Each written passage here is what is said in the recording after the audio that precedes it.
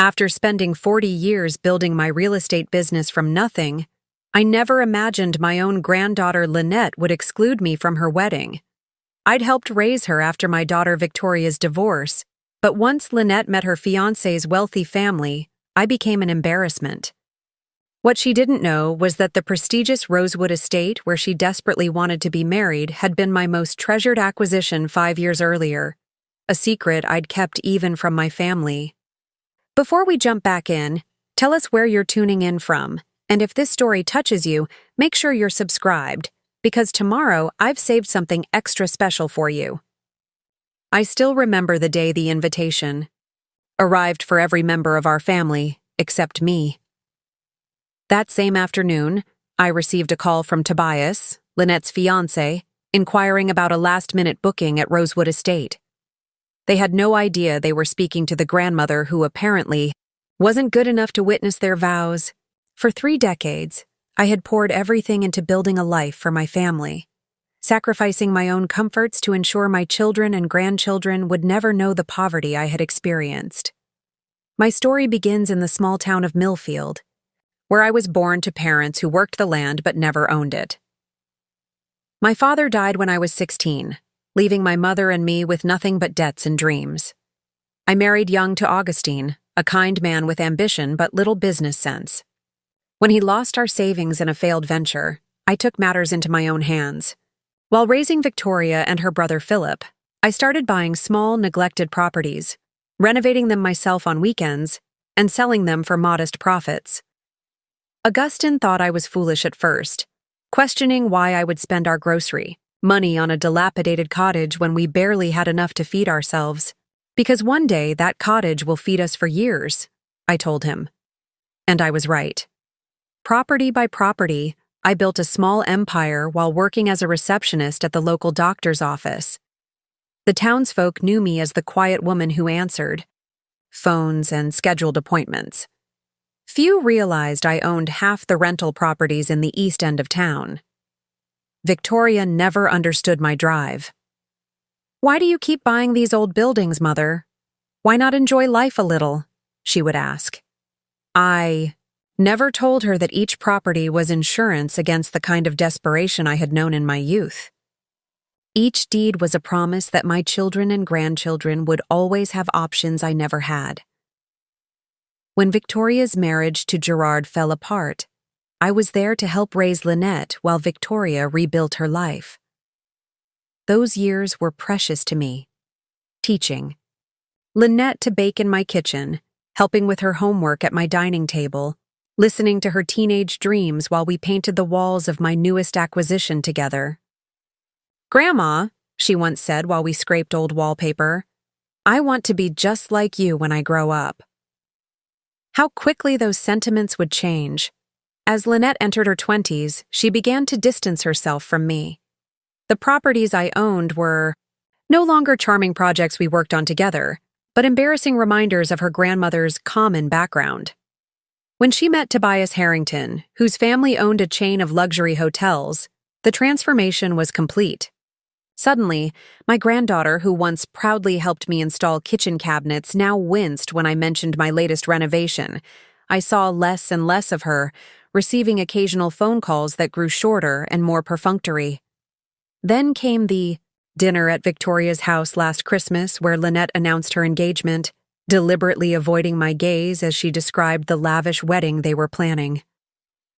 "We're trying to book Rosewood Estate," she gushed to the table. "Tobias's parents know the owners. Well, they think they do." I nearly choked on my wine. 5 years earlier, I had purchased Rosewood through a holding company, keeping my ownership private to avoid the social complications that came with being known as the landlady in our small town. The elegant Georgian mansion on 50 acres of manicured gardens had been my most significant investment, one I'd made thinking it might someday host family weddings. I never imagined I would be excluded from the first one. After dinner, I overheard Lynette whispering to her mother in the kitchen. "Mom, you have to help me with Grandma. You know how she is. She'll show up in one of her thrift store dresses talking about plumbing fixtures and property values." Tobias's family are sophisticated people. His mother is on the board of the symphony. For heaven's sake, Victoria's response surprised me. Lynette, your grandmother built everything we have. She paid for your private school, your college education. I know, Lynette interrupted. And I'm grateful, really. But this is my day? Can't you just tell her it's a very small ceremony? We'll visit her afterward or something. The pain of those words stayed with me as I drove home that night to my simple apartment above the hardware store, another property I owned but kept modest by choice. I had lived frugally my whole life, reinvesting profits rather than splurging on luxuries. Even after Augustine passed away 10 years ago, I maintained my habits, preferring function over flash. This mindset had made me wealthy, but to Lynette, it made me embarrassing. 2 months later, the wedding invitations went out. Victoria called me, her voice strained. Mother, I need to talk to you about Lynette's wedding. Let me guess, I'm not invited, I said quietly. Her silence was confirmation enough. She's young and foolish, Victoria finally said. She's trying to impress Tobias's family. And what's your excuse? I asked, surprised by the steel in my voice. That same afternoon, my phone rang again. It was Rosewood's manager, Claudine. Mrs. Barrett, I have a gentleman named Tobias Harrington on the other line. He's inquiring about booking the estate for a wedding in June. Apparently, the venue they reserved fell through, and they're desperate. I explained we're fully booked, but he mentioned connections to some of your business associates. I paused, considering my response carefully. For 40 years, I had put my family first. I had swallowed my pride when Augustine's business failed, when Victoria's husband left her for a younger woman, when Philip moved across the country and rarely called. I had been the steady foundation they all relied upon while treating me like an embarrassing secret. Perhaps it was finally time they understood who I really was. Tell Mr. Harrington that the owner might be willing to make an exception, I said slowly. But I'll need to meet with the couple personally to discuss arrangements. Set up an appointment for tomorrow afternoon. Of course, Mrs. Barrett, Claudine replied. Should I tell them your name? I smiled, though no one could see it. No, just tell them the owner of Rosewood Estate would be delighted to discuss their special day. That night, I pulled out my best dress, not from a thrift store as Lynette had cruelly suggested, but a classic Chanel I had purchased to celebrate my first million. Tomorrow would change everything. Tomorrow, my granddaughter would learn that the grandmother she was ashamed to invite to her wedding owned the venue of her dreams. My path to owning Rosewood Estate began long before Lynette was born, in the days when I scrubbed my own floors and fixed leaking pipes with tools borrowed from neighbors. Those early years shaped everything I would become. I grew up watching my parents work themselves to exhaustion on other people's land. Never put your destiny in someone else's hands. Honora, my father would say as we walked the fields together. He died of a heart attack at 42, leaving my mother and me with nothing but memories and unpaid medical bills. At 18, I met Augustine Barrett at a dance in the church basement. He was handsome and ambitious, with dreams of starting his own construction company.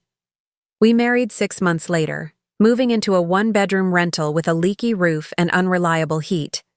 Augustine worked construction during the day while I typed letters for a local attorney, both of us saving every penny for his business. When I discovered I was pregnant with Victoria, we were overjoyed but terrified. Our apartment was barely suitable for 2, let alone a baby. That's when I noticed the abandoned cottage 3 blocks away. The owners had died, and their children had moved to the city, leaving the property to deteriorate. We could buy it, I suggested to Augustine one evening as we walked past it. He laughed. With what money, Honora? We're saving for the business. But I had been watching the real estate listings. I knew the price had dropped 3 times. That night, I emptied my personal savings, money I'd been secretly setting aside from my paycheck each week, and made an offer well below asking price. Preparing and narrating this story took us a lot of time, so if you are enjoying it, subscribe to our channel. It means a lot to us. Now back to the story. To my surprise, they accepted. Augustine was furious. "You spent our future on a collapsing shack," he shouted. But I had a vision he couldn't see. For 6 months, I spent every evening and weekend at that cottage. I learned to replace broken windows from a library book, to patch plaster from the elderly handyman at the hardware store. By the time Victoria was born, we had a modest but solid home of our own. 2 years later, I sold it for twice what we'd paid and bought 2 more properties needing work. Augustine's construction business floundered despite his hard work. He couldn't manage the finances, couldn't price jobs properly. Meanwhile, I was pregnant with Philip and worried about our future. When Augustine lost our savings on a large project where the client went bankrupt, I made a decision that would define our marriage. "I'll handle the money from now on," I told him quietly one night after the children were asleep. "You build, I'll manage." His pride was wounded, but he couldn't argue with my results. While raising Victoria and Philip, I continued buying neglected properties, learning every aspect of renovation hands-on. Augustine and his crew would help with the major work, but I was there every step of the way, hanging drywall, installing kitchen cabinets, painting until midnight. The children grew up amid the smell of sawdust and fresh paint. Victoria complained about spending weekends at work sites while her friends went shopping. Philip, however, absorbed everything, following Augustine around with a toy hammer, later working summers with the crew. By the time Victoria was in high school, we owned 12 rental properties, all managed by me. "Why do we still live in this small house when we own all these buildings?" Victoria would ask, embarrassed by our modest home while her friends lived in new subdivisions. I never told her that the mortgage on our home had been paid off years earlier, that the money from our properties was invested in their education, funds in retirement accounts for Augustine and me, in new properties that would secure our family's future. I never mentioned the account balances I checked each night, watching our net worth climb while we continued to live simply. When Victoria met Gerard Lawson in college, I saw trouble immediately. He was charming but entitled, the son of a banker, who had never worked for anything in his life. Augustine thought he hung the moon. I reserved judgment, quietly continuing my property acquisitions while their romance blossomed. They married in a lavish ceremony that Gerard's parents insisted on paying for. "We can contribute," I offered to Victoria, who looked at me like I'd suggested holding the reception in one of my rental kitchens. "Mom, the Lawsons have standards," she said. "Just wear something nice and try not to mention your buildings." Wore a designer dress I found at a consignment shop and bit my tongue through the entire event while the Lawsons treated Augustine and me like quaint country relatives. 6 months later, when Gerard and Victoria wanted to buy their first home, they came to me for help with the down payment. I wrote the check without comment, watching Victoria become exactly what she had always wanted, a woman who didn't have to think about money. Philip took a different path, working construction with Augustine through college, then moving to Seattle for a job with an architectural firm. He called regularly, understanding the value of what we had built in a way Victoria never did. "You were right all along, Mom," he told me once. "Property is the only thing they aren't making more of." When Augustine's health began failing in our 50s, I gradually took over the construction business as well. The crews who had once looked skeptically at the boss's wife now took their orders directly from me. I sold the business when Augustine became too ill to work, focusing entirely on property management and acquisition. By the time Lynette was born, Augustine and I had achieved a level of wealth that would have seemed impossible in our early days. But old habits die hard. We still lived modestly, still drove sensible cars, still thought twice before spending on luxuries. Victoria saw this as stinginess. I saw it as the very mindset that had built everything we had. Everything changed when Victoria's marriage collapsed.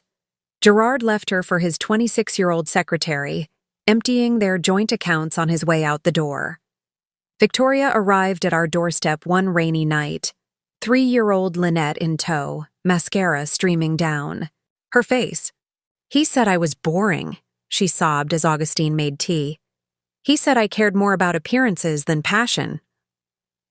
I bit back the observation that Gerard had never been worthy of her in the first place. Instead, I held my daughter while Augustine entertained Lynette with silly faces and stories.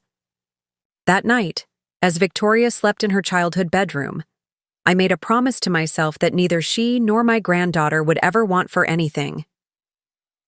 The next morning, I called my attorney. By afternoon, Victoria had an appointment with the best divorce lawyer in the state, paid for by me. By the end of the week, I had contacted a real estate agent about a small house 3 blocks from ours, where Victoria and Lynette could start fresh. "I can't afford a mortgage," Victoria protested when I showed her the listing. "You won't have one," I replied simply. "Consider it an investment in my girls."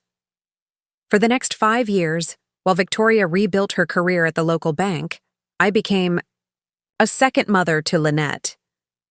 I picked her up from preschool 3 days a week, taught her to read at my kitchen table, bandaged her knees when she fell. On weekends, she accompanied me to property inspections, wearing a tiny hard hat I had specially made. "Is this one ours, Grandma?" she would ask, skipping through empty rooms that smelled of possibility. "Not yet," I would answer, "but it could be." Unlike her mother at that age, Lynette showed genuine interest in my work. She loved choosing paint colors, helping me measure for curtains, even learning to use a screwdriver to install switch plates.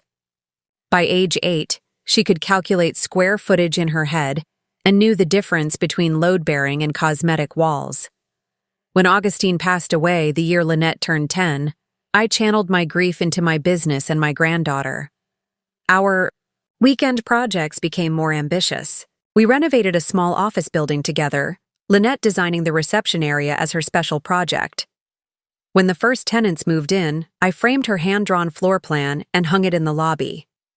"When I grow up," she told me solemnly at 12, "I want to build beautiful places like you do, Grandma."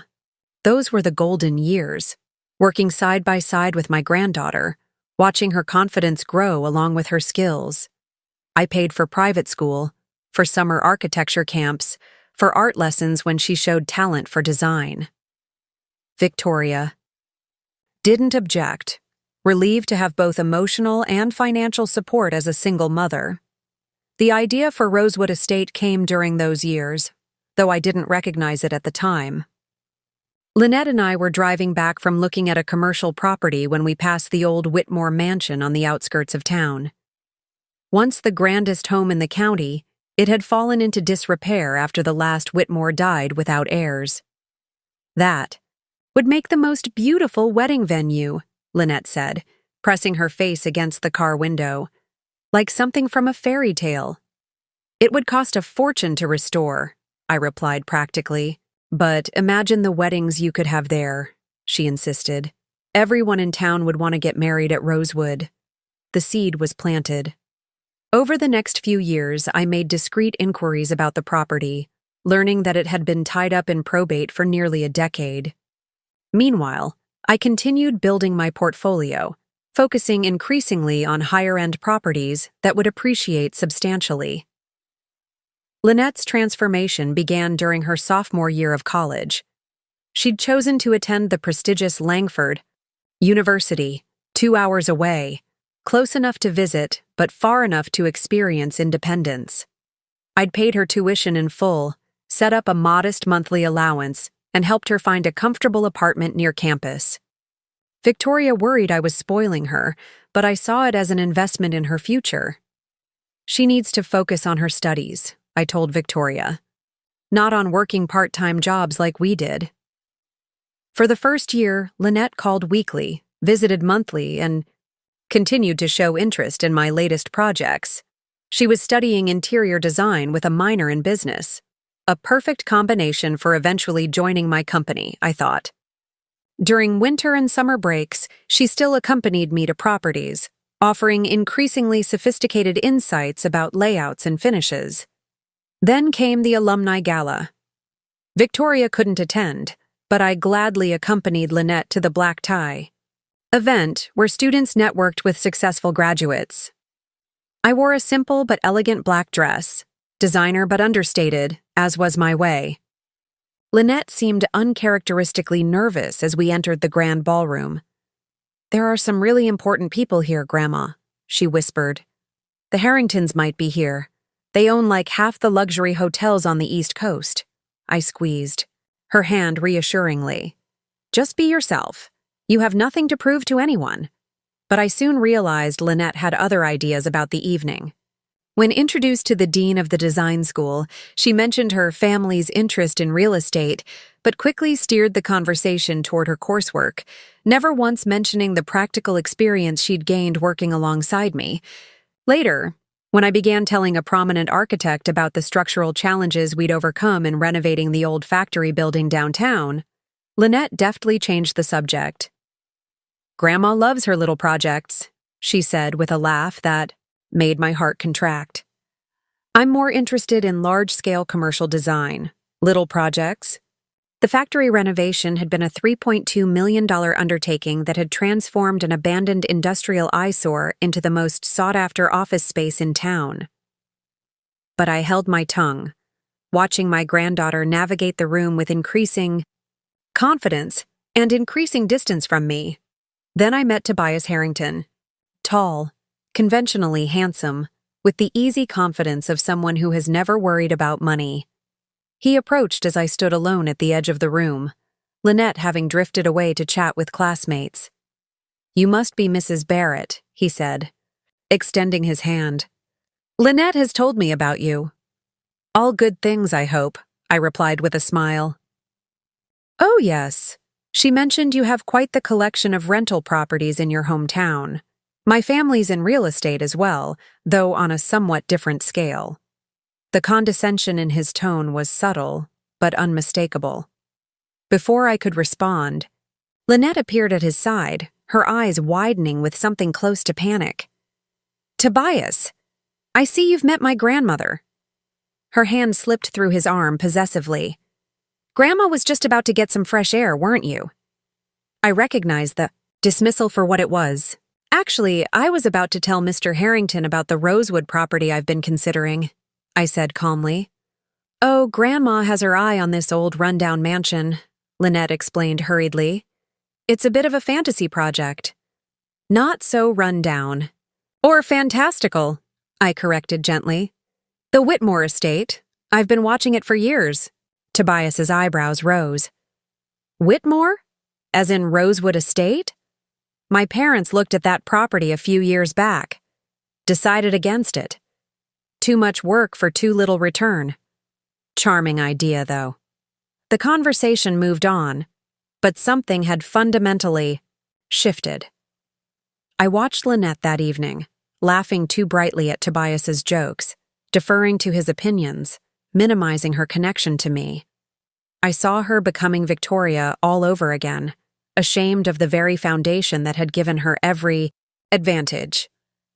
In the months that followed, Lynette's calls became less frequent, her visits home rare and hurried. When she did come, she brought stories of weekend trips to Tobias's family estate in the Berkshires, gallery openings in New York, sailing excursions on his father's yacht. Our shared projects were set aside, replaced by a world I had never sought to enter. During her senior year, I rarely saw her at all.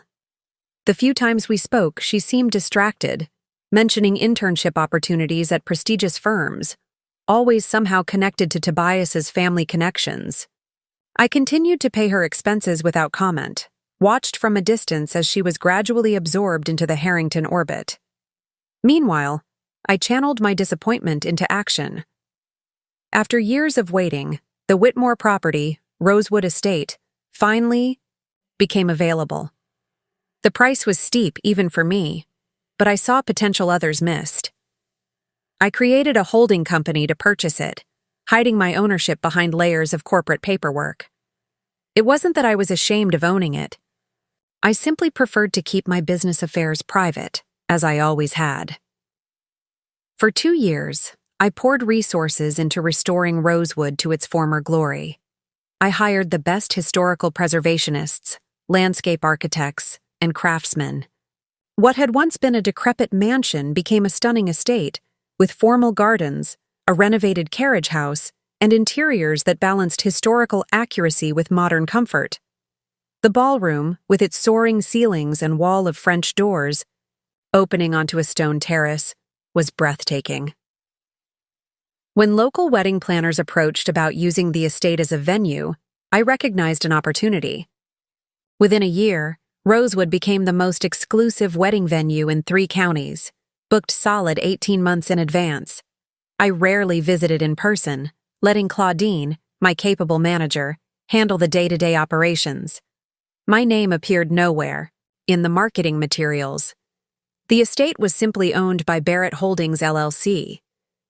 I took a certain satisfaction in this secret success, especially as Lynette drifted further away.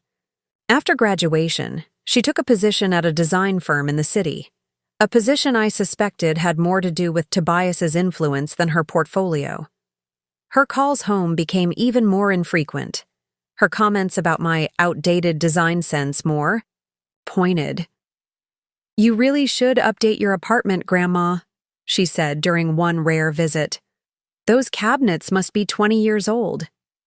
I didn't tell her that I had deliberately kept my personal living space modest and practical. Why explain that the apartment above the hardware store was simply convenient, allowing me to check on one of my commercial properties daily, or that I preferred to invest in appreciating assets rather than fashionable furnishings? The truth was, Lynette no longer wanted to understand my choices. She had chosen a different path. Then came the Christmas dinner at Victoria's house, where Lynette announced her engagement to Tobias with a ring that could have paid for one of my first houses.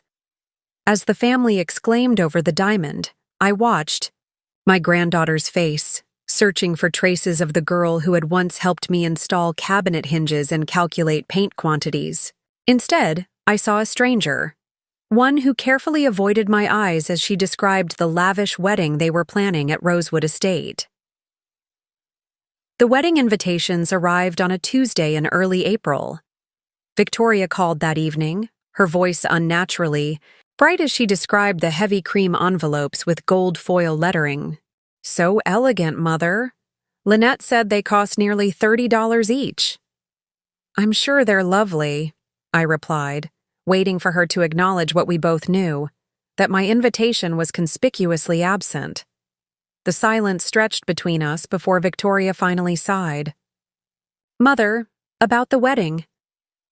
"I noticed I haven't received an invitation," I said quietly, saving her the discomfort of having to explain. "It's not what you think," Victoria began, though we both knew it was exactly what I thought. "Lynette and Tobias are keeping it very intimate. His parents have certain expectations about the guest list. And those expectations don't include the bride's grandmother?" Victoria's voice dropped to a whisper. "The Harringtons are very particular about appearances. Tobias's father is a state senator now, and his mother chairs 3 different charitable foundations. They're inviting some very prominent people, and I'm not prominent enough," I finished for her. The pain was sharp but not surprising. I had watched this transformation happening for years, my granddaughter slowly severing ties with the parts of her life that didn't fit her new image. "It's not that," Victoria protested weakly. "It's just that Lynette feels you might not be comfortable in such formal surroundings. You've always preferred simpler gatherings." I almost laughed at the absurdity. I, who had negotiated multi-million-dollar real estate deals and managed a portfolio of properties that would make most investors envious, was supposedly too unsophisticated for a wedding reception. "I see," was all I said. "Mother, please understand. This is important to Lynette.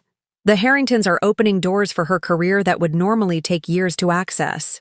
At the cost of her integrity," I observed. "That's unfair," Victoria said, her voice hardening. "She's just trying to fit into their world." "By pretending she doesn't come from ours," I replied. We ended the call with artificial pleasantries, both aware of the fracture that had just widened between us. After hanging up, I sat at my kitchen table, absently tracing the small scratch in the wood where Lynette had once pressed too hard with her pencil while doing homework. The same table where I'd taught her to measure ingredients for cookies, where we'd spread out blueprints for our weekend projects, where she'd once proudly announced she wanted to be just like me when she grew up. I might have let it go, might have accepted the exclusion with quiet dignity, sent a generous gift, and waited for Lynette to eventually realize what she had thrown away. But fate had other plans. The next morning, Claudine called from Rosewood Estate. "Mrs. Barrett, we have a situation with a wedding booking. The Harrington Barrett wedding in June?" They had originally booked the Sanderson Hotel downtown, but apparently, there's been a major plumbing issue that won't be resolved in time. They're now desperate to book Rosewood, but as you know, we're completely reserved through September. I felt a cold clarity settle over me. "The Harrington Barrett wedding," I repeated slowly.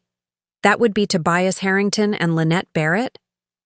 "Yes, that's right," Claudine confirmed.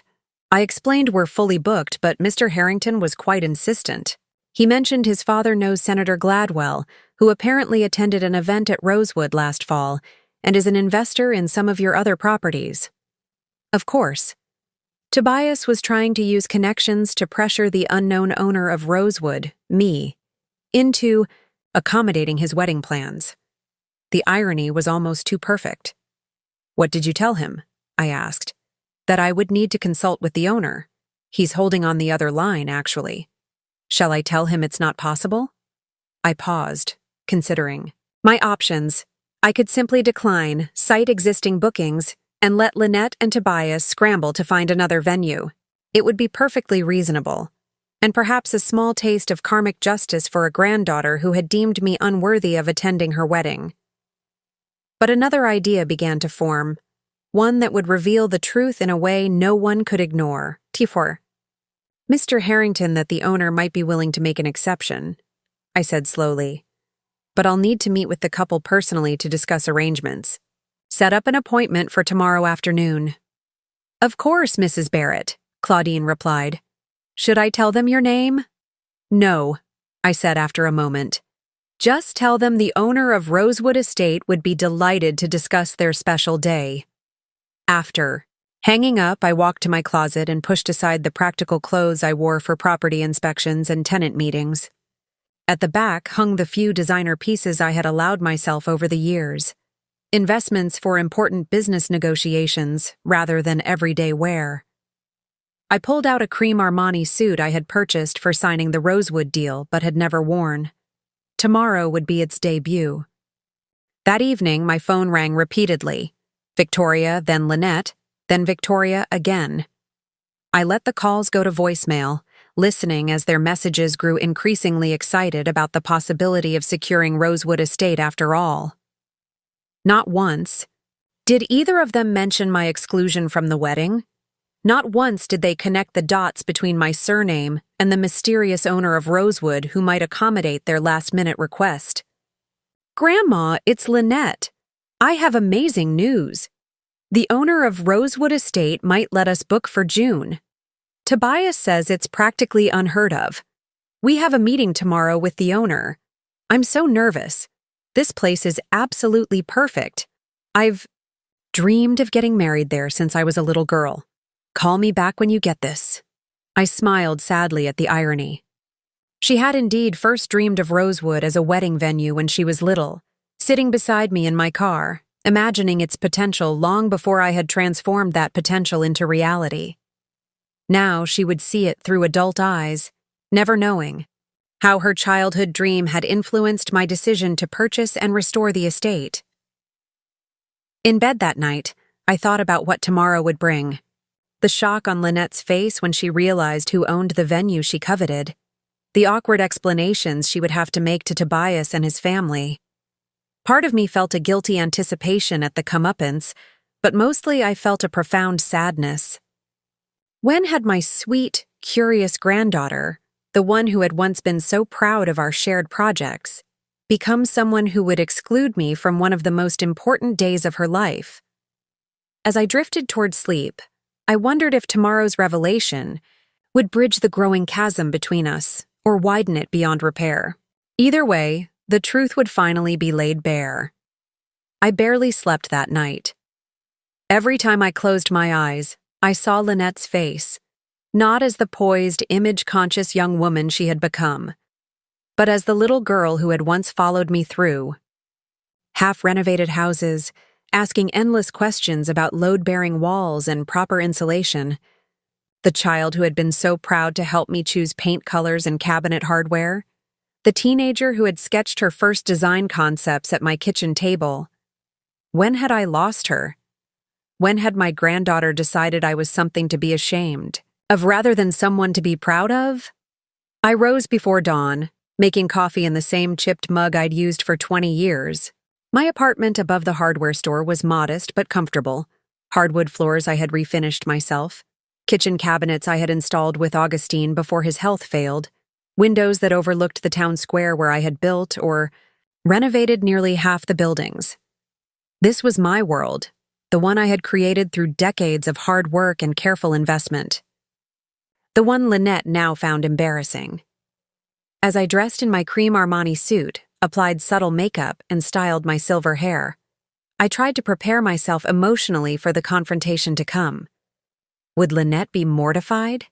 Angry? Would she see the irony in seeking the perfect venue from the very grandmother she had deemed unworthy to attend? Or would she simply see it as another opportunity to leverage our connection for her benefit, without acknowledging the hurtful exclusion? My phone buzzed with a text from Victoria. "Lynette is so excited about Rosewood. Thank you for pulling strings, Mother. I knew you'd understand how important this is to her." The message stopped me cold.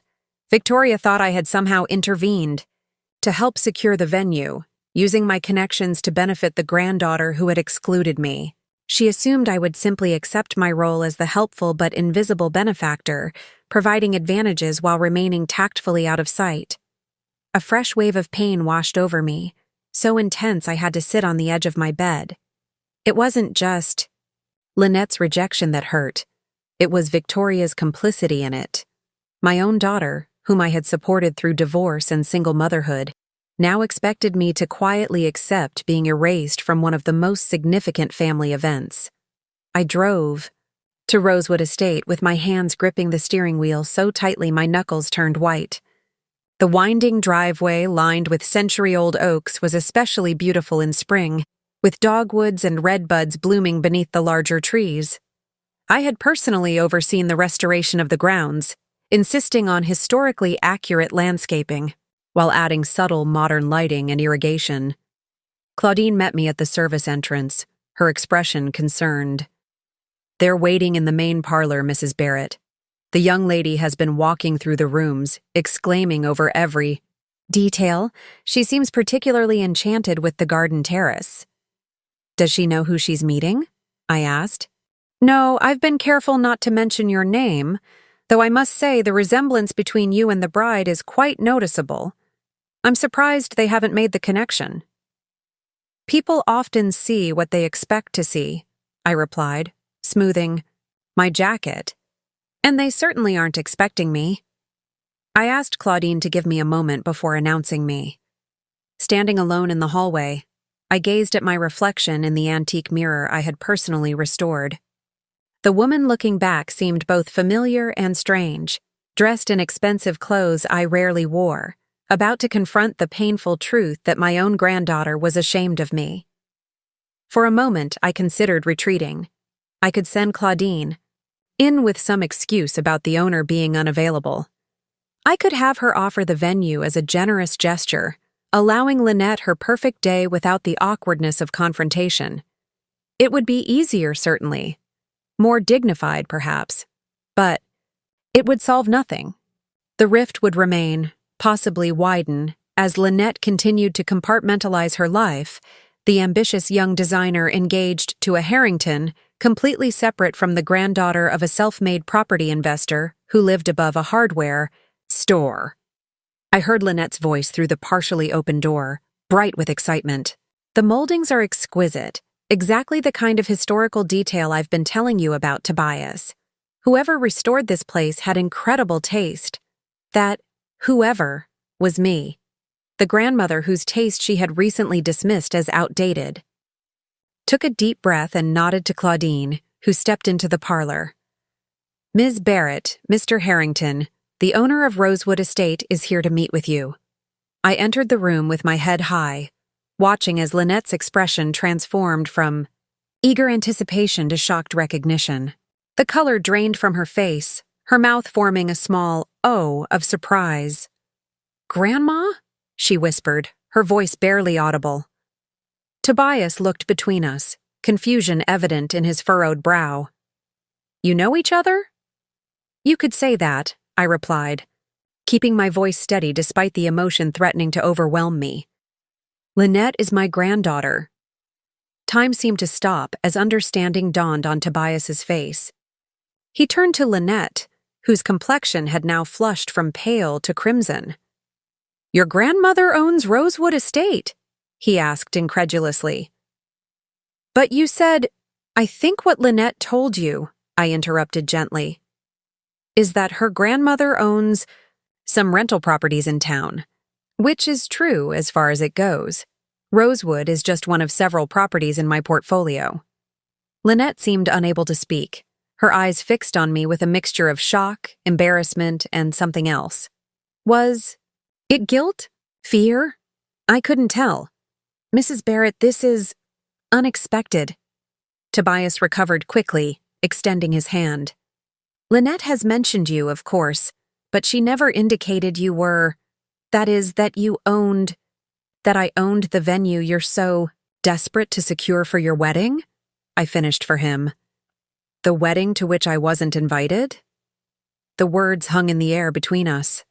Tobias's hand dropped slowly to his side, his confident demeanor faltering. "There's been a misunderstanding." Lynette finally managed, her voice thin. "We were planning to invite you, of course, but your future in-laws might find me embarrassing," I said quietly. "A grandmother who works with her hands, who lives modestly, who doesn't fit the image you're trying to project." Tears welled in Lynette's eyes. Whether they were tears of shame at being caught or genuine remorse, I couldn't tell. The bright, curious granddaughter I had adored was now a stranger to me, her priorities and values as foreign as another language.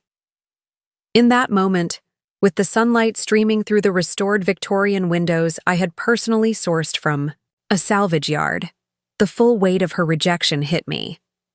This wasn't just about a wedding invitation. It was about a fundamental denial of who I was, who we were together.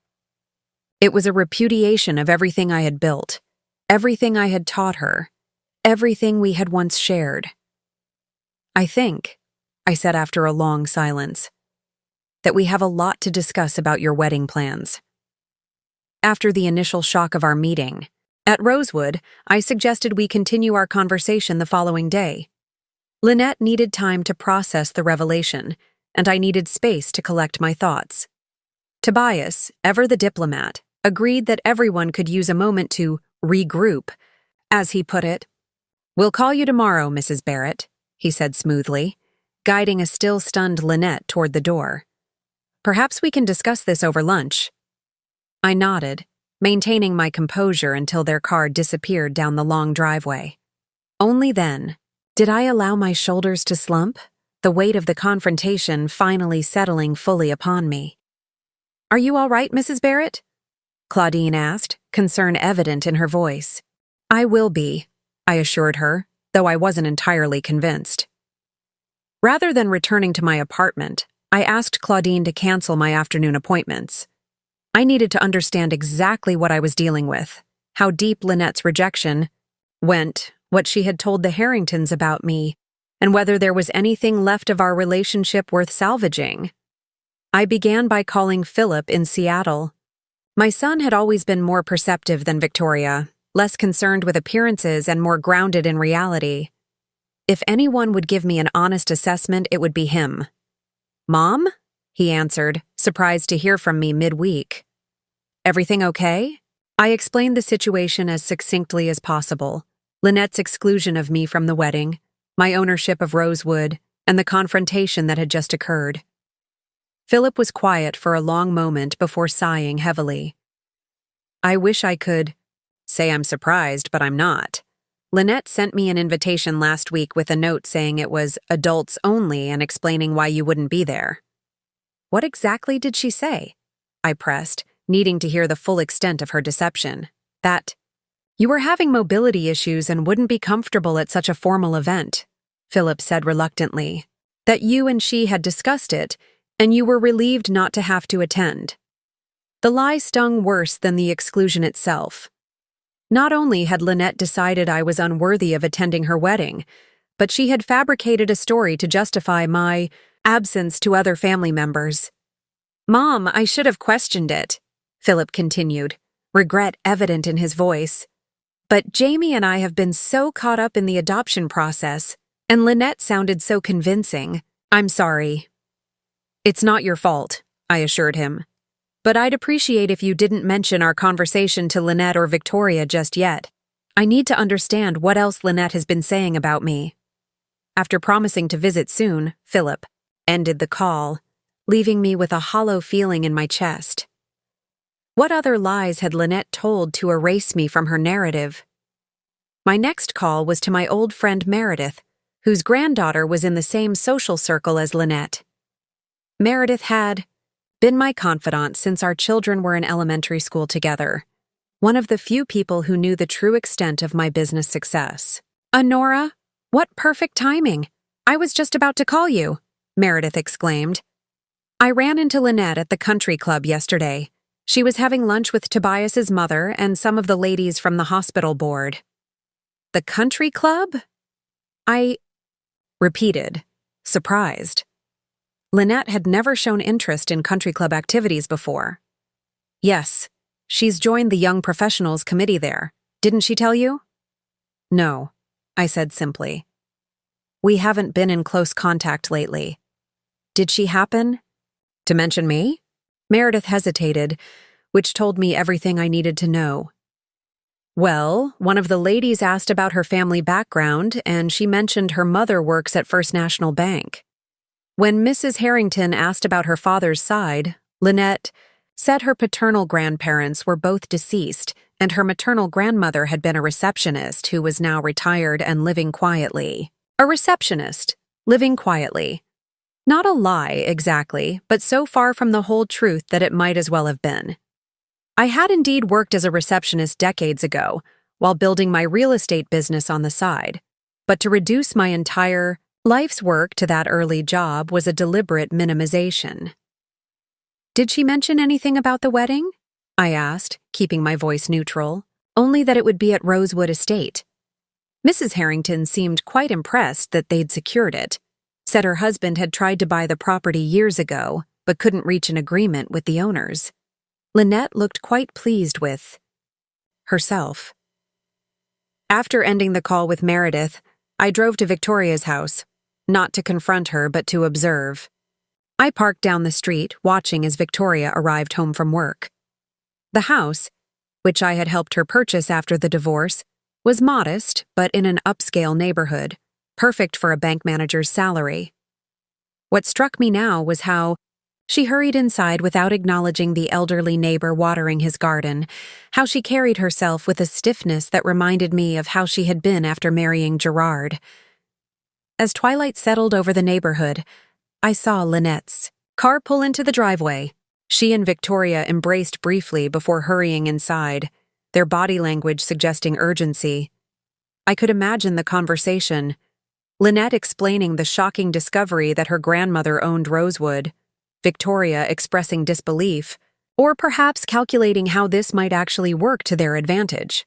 I drove to my building downtown, but instead of going up to my apartment, I entered the small office on the ground floor that served as headquarters for Barrett Properties. It was after hours, but my assistant Anita was still there, organizing files for our upcoming tax preparations.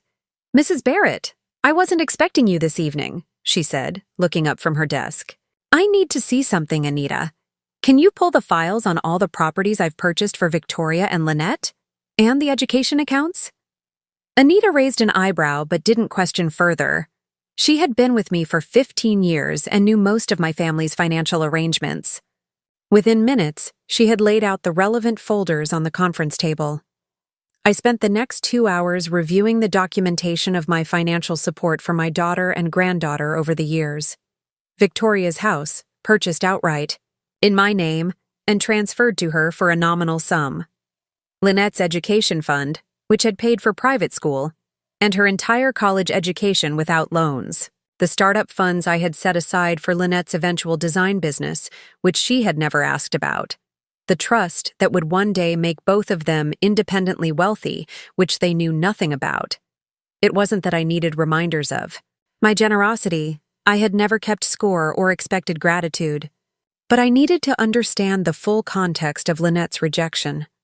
She wasn't just excluding a grandmother with unfashionable clothes or embarrassing mannerisms. She was rejecting someone who had quietly secured her past, present, and future. Someone who had been building a legacy for her since before she was born. As I locked the office and finally headed upstairs to my apartment, I felt a strange clarity emerging from the pain. This wasn't just about a wedding invitation or social embarrassment. It was about values, about the fundamental disconnect between the life I had built and the image Lynette was now trying to project. Tomorrow's lunch with Lynette and Tobias would be illuminating in ways they couldn't possibly anticipate. But first, I needed to make one more call to Jamie, Philip's husband, who worked for a private investigation firm. "I need information on the Harrington family," I told him when he answered, "particularly their current financial situation." "Honora, is everything okay?" Jamie asked, concern evident in his voice. "Not yet," I replied, "but it will be. One way or another, it will be."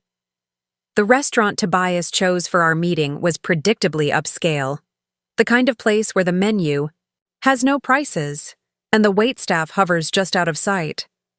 I arrived 15 minutes early, dressed in another of my rarely worn designer outfits, this time a sapphire blue St. John knit suit that brought out the blue of my eyes. The maitre d' led me to a private alcove in the back, clearly reserved for important guests. I had barely settled in when Jamie called with the information I'd requested. "It's not what you might expect," he said without preamble. The Harringtons maintain all the appearances of wealth, but they're leveraged to the hilt. Their hotel chain has been losing market share to boutique hotels and high-end vacation rentals. The senators' campaigns have drained their liquid assets, and there are some questionable tax maneuvers my contacts are flagging. "They're broke?" I asked, surprised despite myself. "Not broke, but not nearly as solid as they appear. They're keeping up appearances, but behind the scenes, they're scrambling. That might explain why the son is so eager to marry into what he perceives as new money. Except Lynette doesn't have money," I pointed out. "Not yet, anyway." "But she's positioned herself as someone who does, hasn't she?" "My guess is she's been vague about her family's finances, letting the Harringtons assume there's significant wealth. And now with the discovery that you own Rosewood Estate." I thanked Jamie and ended the call just as I saw Lynette and Tobias enter the restaurant. My granddaughter had changed clothes at least twice since yesterday. Her outfit now, an expensive-looking cream pantsuit with a silk blouse, her hair swept into an elegant updo. She looked polished, poised, and completely different from the girl who had once helped me install kitchen cabinets in overalls and a baseball cap. I watched them approach, noting how Tobias guided Lynette with a hand at the small of her back, how she leaned slightly toward him as if seeking strength. Their body language told me they had strategized this meeting, prepared a united front. "Grandma," Lynette said as they reached the table, leaning down to kiss my cheek, a gesture so formal and artificial it made my heart ache. "You look lovely." "Thank you," I replied, gesturing for them to sit. I thought the occasion warranted something special. "Mrs. Barrett," Tobias began smoothly, once we had ordered drinks, "I want to apologize for yesterday's awkwardness. Had we known you owned Rosewood Estate, you would have invited me to the wedding. I finished for him, my tone mild but direct. He had the grace to flush slightly. There's been a misunderstanding about the guest list.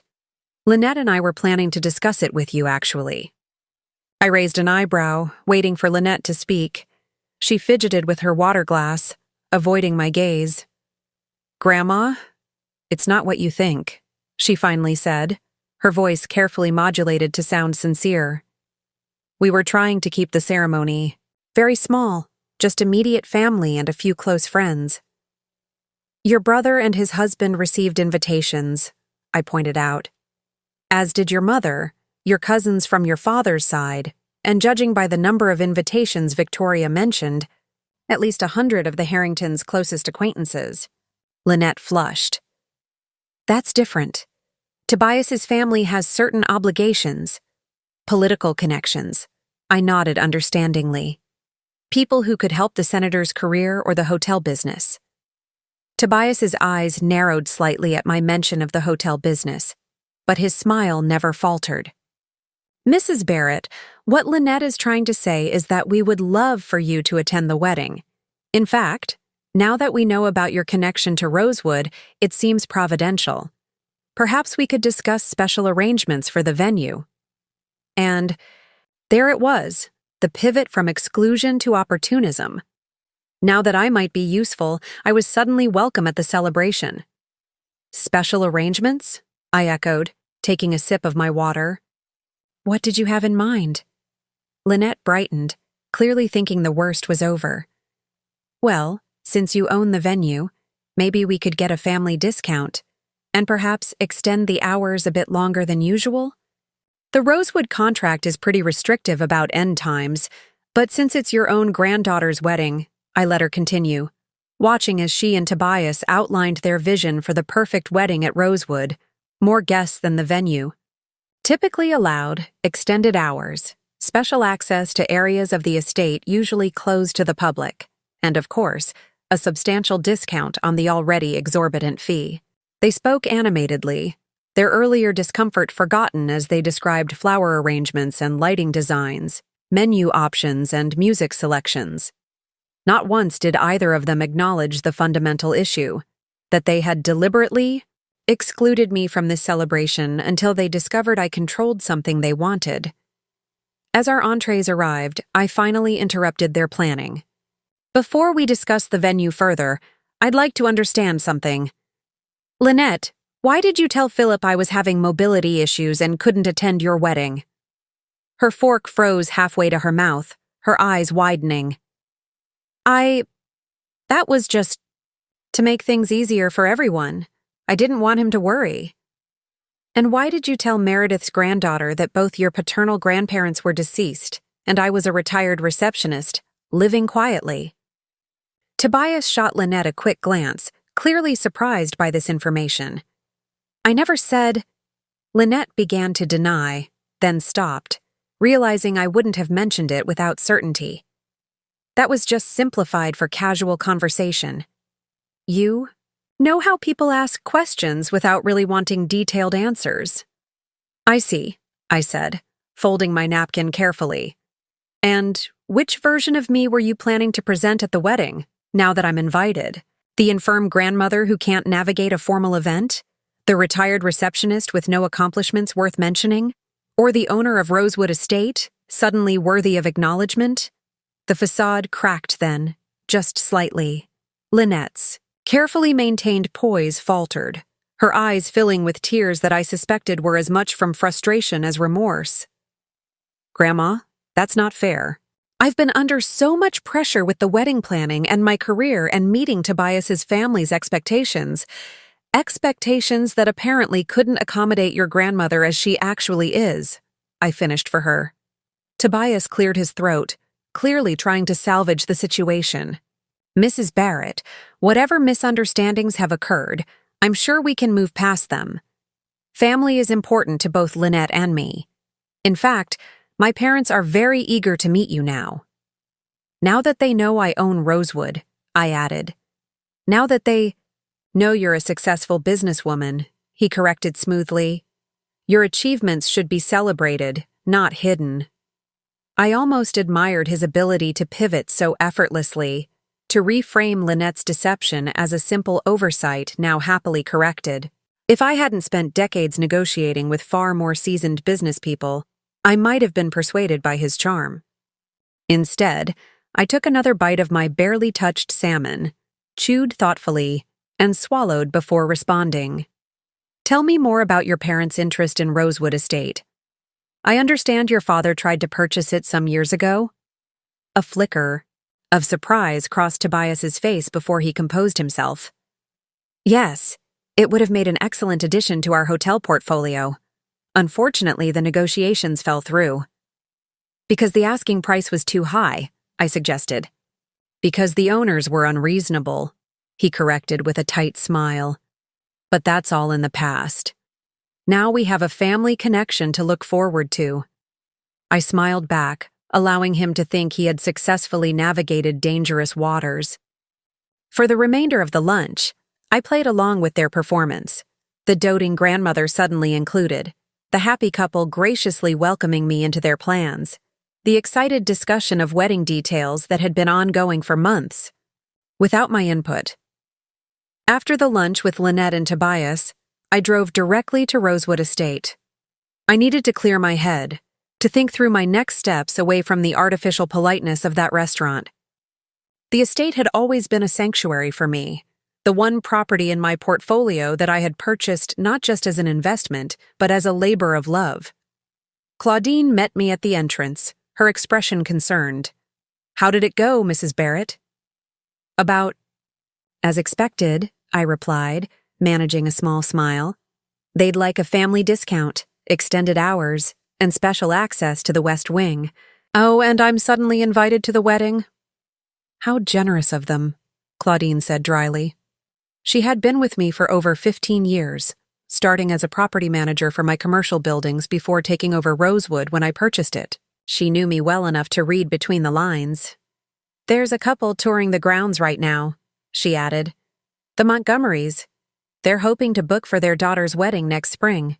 "I'll avoid the formal gardens then," I said, heading toward my private office in what had once been the estate's library. As I settled behind the antique mahogany desk, one of my few indulgences during the restoration, the full weight of the situation settled on my shoulders. Lynette's deception hurt deeply, but now I had to decide how to respond. I could simply refuse to host the wedding, but that felt petty. I could agree to their requests, allowing them to use the venue while maintaining the fiction that they had graciously included me after the misunderstanding. Or I could find another path, one that would reveal the truth without destroying relationships permanently. A soft knock at the door interrupted my thoughts. "Mrs. Barrett, there's someone here to see you." "A Mr. Lawson?" I stiffened.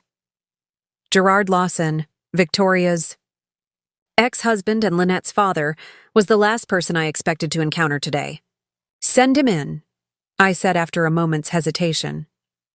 Gerard entered looking much as he had when I last saw him nearly 20 years ago, though his once dark hair was now silver at the temples.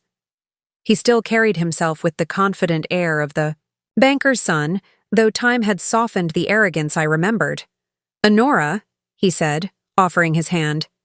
"It's been a long time." "It has," I agreed, shaking his hand briefly. "What brings you to Rosewood Estate?" "Lynette called me," he said, settling into the chair across from my desk without being invited. She was quite upset. About being caught in a lie, or about discovering her grandmother owns the venue she's desperate to book? I asked, more sharply than I intended. Gerard had the grace to wince. Both, I imagine, though she framed it rather differently. "I'm sure she did." He studied me for a moment before leaning forward. "Honora, I didn't come here to defend Lynette's actions. What she did was wrong, but I did come to offer some context that might help you understand." I raised an eyebrow, waiting. "When Victoria and I divorced, you stepped in completely. You provided financially, emotionally, You became the stable force in Lynette's life while Victoria and I were falling apart. You taught her practical skills, values, a work ethic I frankly wish I had instilled. But, I prompted, sensing where this was heading. But I also failed her in important ways, Gerard admitted. After the divorce, I was inconsistent. When I did see her, I compensated for my absence with extravagance, expensive gifts, fancy restaurants, trips abroad when I could afford them. I wanted her to have the lifestyle I grew up with, the one I thought I'd always provide. You spoiled her, I translated. I created an impossible standard, he corrected. I showed her glimpses of a world of privilege, then disappeared back into my own problems, leaving her to reconcile those experiences with the more modest life she led with Victoria and with you. I considered his words, recognizing the truth in them. While I had taught Lynette practicality and the value of hard work, Gerard had introduced her to a world of privilege and status. No wonder she had been so easily drawn into Tobias's orbit, so ready to reinvent herself as someone who belonged in that world. That doesn't excuse cutting me out of her wedding, I said finally. No, it doesn't, he agreed. Nothing excuses that, but it might help explain her susceptibility to the Harringtons' influence. You know them? I asked, surprised. Gerard's expression hardened slightly. I know Senator Harrington from banking circles. His family's finances have been precarious for years, though they maintain appearances admirably. I suspect they see Lynette as a fresh injection of capital through Tobias. Except Lynette doesn't have capital, I pointed out. Not yet, anyway. But they believe she will, through you. Victoria may have mentioned your success in real estate, and they've drawn their own conclusions. He hesitated. There's something else you should know. Tobias has been through 2 broken engagements in the past 3 years, both times to women from wealthy families. This was new information, something Jamie hadn't uncovered. You think he's pursuing Lynette for financial reasons? I think the Harringtons have expectations about who their son marries, and those expectations involve financial stability the family increasingly lacks.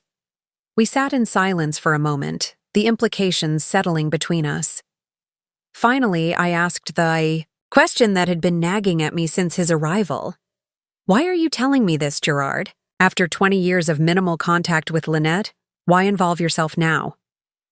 He looked down, seemingly gathering his thoughts before meeting my gaze again. Because I failed her once, and I don't want to fail her again. Because despite our differences, I know you've always wanted what's best for her. And because I received an invitation to a wedding that conspicuously excluded the woman who did more for my daughter than I ever did. His honesty surprised me. The Gerard I remembered had been too proud to acknowledge others' contributions, too focused on appearances to admit his own shortcomings. I'm not asking you to forgive Lynette's behavior, he continued, but I am asking you to help me make sure she doesn't make a mistake she'll regret for the rest of her life. If she's marrying Tobias for the right reasons, fine. But if she's being manipulated or manipulating herself into a marriage based on false pretenses and social climbing, she deserves better. What exactly are you proposing? I asked, intrigued despite my lingering hurt. An alliance of sorts. You control the venue they desperately want. I'm the father who's expected to pay for a wedding that's already over budget. Together, we might have enough leverage to at least slow things down, to create space for Lynette, to reconsider her choices, all of her choices. I studied him, looking for signs of the entitled, dismissive man who had once treated me as irrelevant. Instead, I saw genuine concern, regret, and a humility that years and perhaps failures had taught him. I have a meeting with Tobias's parents tomorrow, I said finally. They've suddenly decided they want to meet the grandmother Lynette never mentioned. Gerard smiled slightly. Of course they do. Now that they know you own Rosewood Estate? Exactly. I think it's time the Harringtons and Lynette understand exactly who they've been dismissing. I paused, considering the possibilities this unexpected alliance offered. Are you free tomorrow afternoon, Gerard? I think the senator and his wife might benefit from meeting both of Lynette's supposedly estranged parents at once. His smile widened to a grin that reminded me, oddly, of Lynette as a child. I wouldn't miss it for the world, Honora. Just tell me when and where.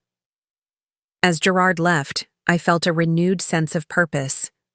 The hurt remained, but now it was channeled towards something constructive, not revenge but revelation. It was time for the facades to fall, for truth to emerge, however uncomfortable it might be. I picked up my phone and called Claudine.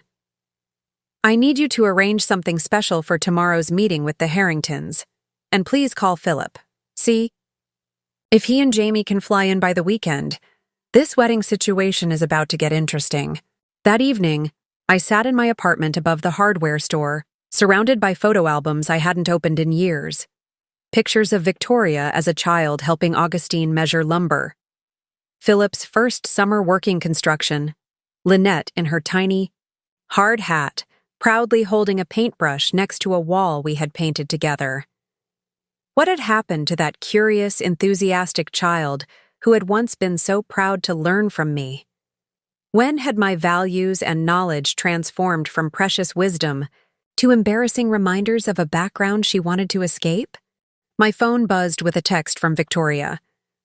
Mother, Lynette told me about lunch. I'm so glad you've worked things out. The wedding will be perfect at Rosewood. I set the phone down without replying.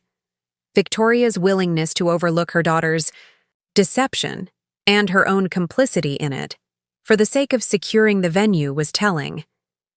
Like Lynette, she saw my discovery as a fortunate turn of events rather than a painful revelation of their true feelings. As midnight approached, I made my decision. Not in anger or revenge, but with the clarity that comes from recognizing a fundamental truth. I had allowed myself to be taken for granted for far too long. I had worked in the shadows, providing financial security and practical support while asking little in return. I had accepted being marginalized, being treated as the embarrassing relation whose contributions were welcome, but whose presence was not. No more. I spent the next few hours at my desk, working methodically through files and making notes. By dawn, I had a clear plan, not to punish Lynette or humiliate the Harringtons, but to ensure that whatever happened next would be based on truth rather than illusion. My first call was to my attorney, Harold, who had managed my legal affairs for decades. I need some documents drawn up immediately, I told him, explaining my requirements in detail. Are you sure about this, Honora? He asked when I had finished. It's quite a significant restructuring. I've never been more certain, I replied. How quickly can you have the papers ready? For you, by this afternoon. But I want to register my professional concern. These changes are substantial. Noted, I said, but they're necessary, and long overdue. Next, I called Claudine to finalize arrangements for the afternoon meeting with the Harringtons at Rosewood. I wanted everything perfect, not to impress them, but to establish the context for what would follow. The West Parlor, I think, I told her. And please have refreshments ready. The good china and silver, fresh flowers from the cutting garden. Of course, Mrs. Barrett. And will Mr. Lawson be joining you as planned? Yes, along with my son Philip and his husband Jamie. They're flying in this morning.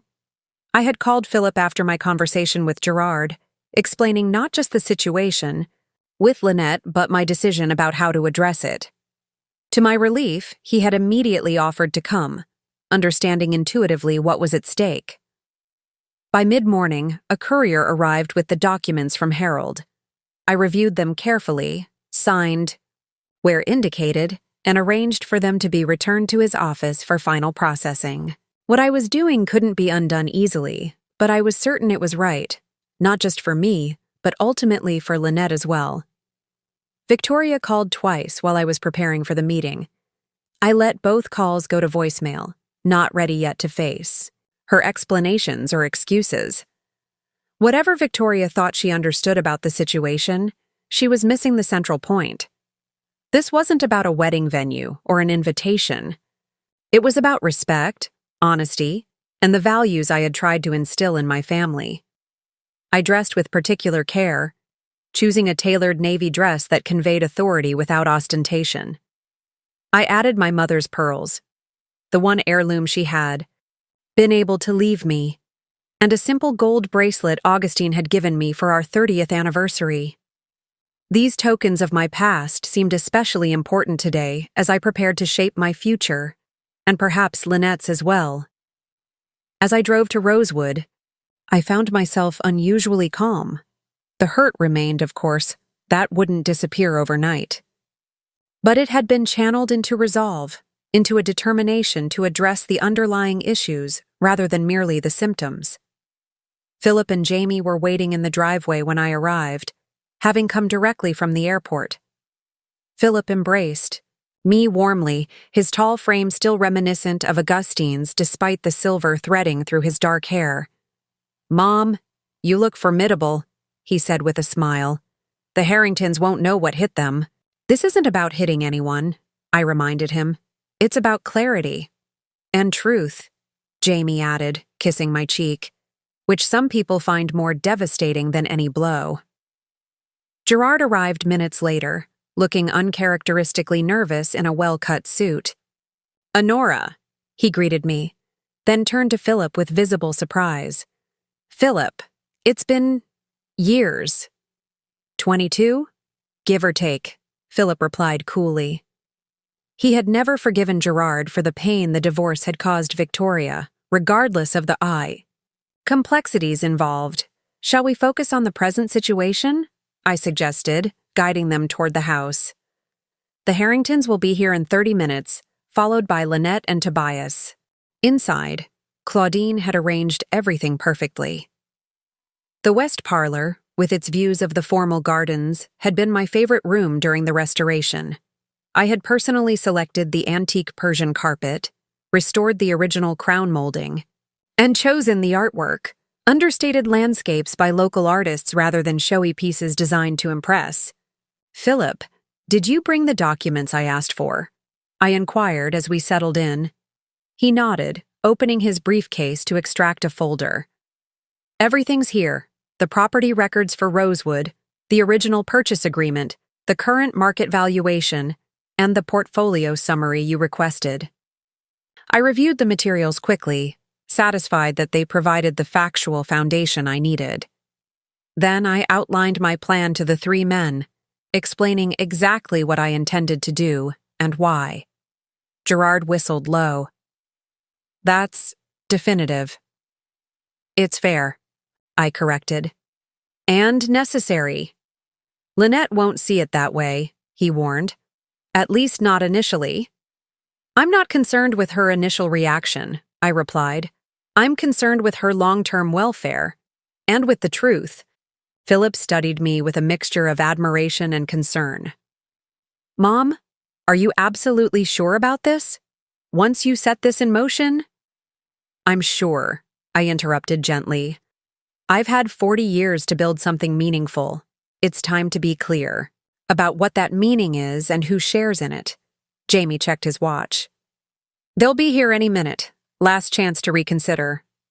I shook my head, gathering the documents into a neat stack and placing them on the side table. "No reconsideration?" "Necessary. For the first time in years, I know exactly what I'm doing and why." As if on cue, Claudine appeared at the door. "Mrs. Barrett, the Harringtons have arrived." I stood, smoothing my dress and squaring my shoulders. Today would change everything. My relationship with Lynette, her understanding of her past and future, perhaps even her choice of husband. It was not a decision I had made lightly, but it was one I was prepared to stand behind. "Show them in," I said. It's time they met the real Honora Barrett.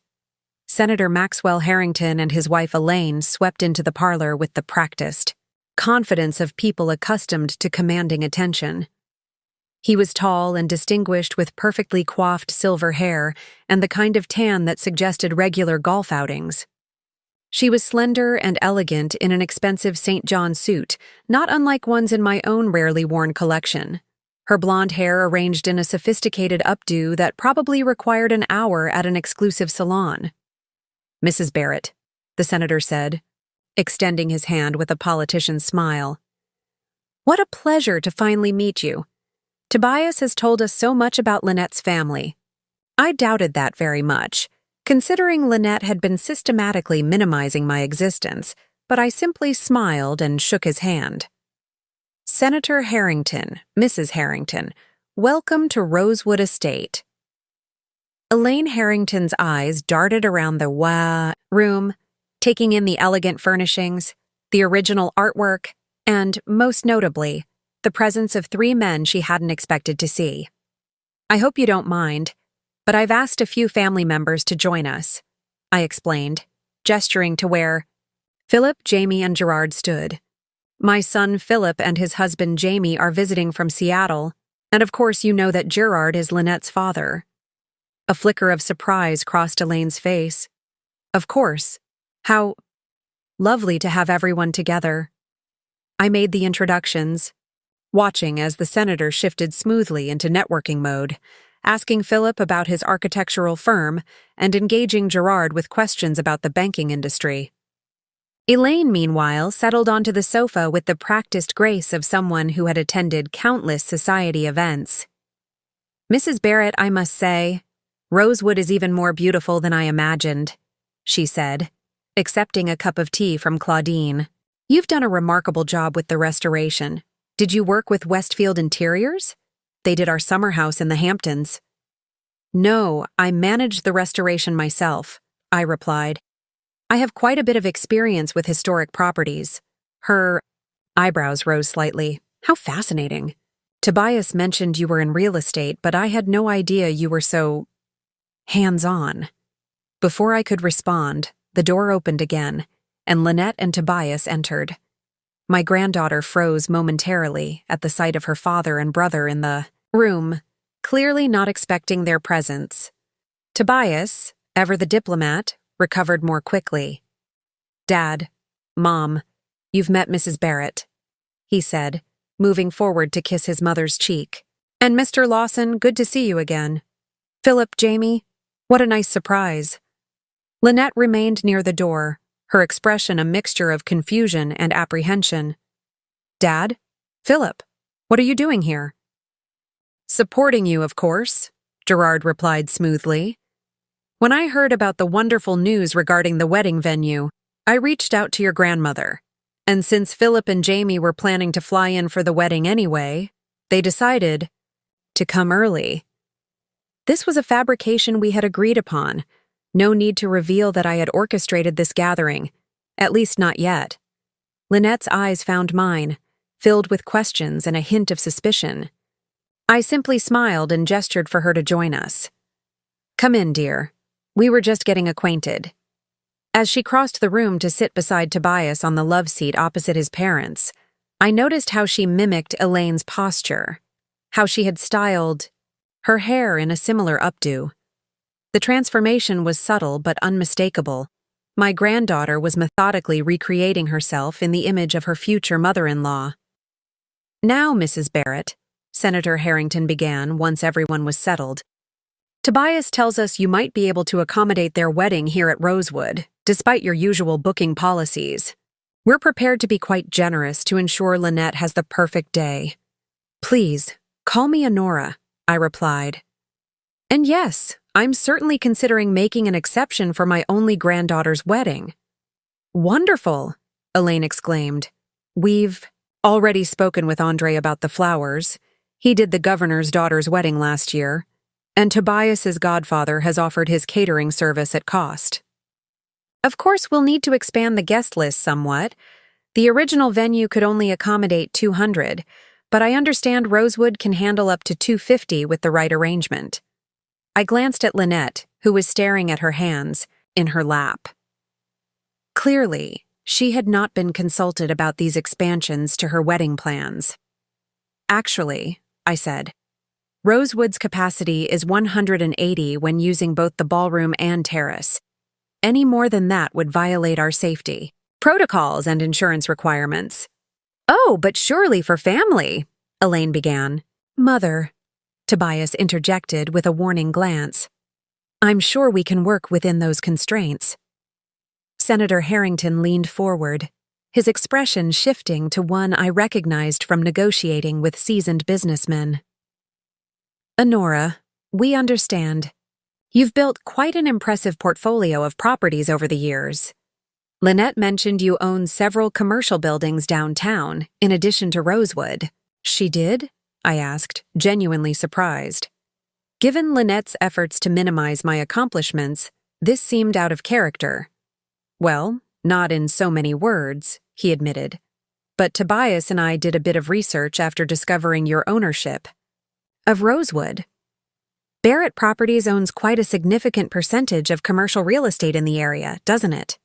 And there it was, the real reason for their sudden interest in meeting me.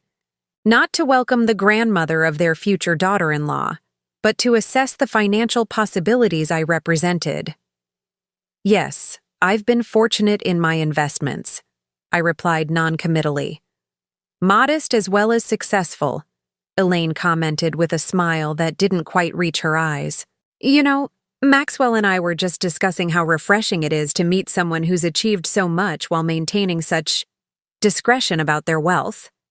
Philip caught my eye, a slight smirk playing at the corner of his mouth. He had always been perceptive about people's motivations, and the Harringtons' interest in my financial status was hardly subtle. Speaking of discretion, I said, reaching for the folder Philip had brought, I thought it might be helpful for everyone to have a clear understanding of certain arrangements before we proceed with wedding plans. Lynette straightened, her expression wary. Grandma, what arrangements? I opened the folder and extracted several documents, placing them neatly on the coffee table.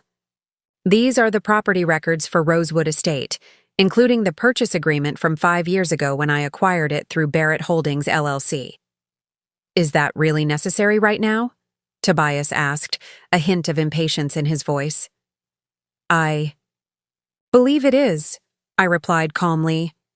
You see, when I purchased Rosewood, I had a specific vision for its future, not just as a wedding venue or event space, but as part of a legacy for my family.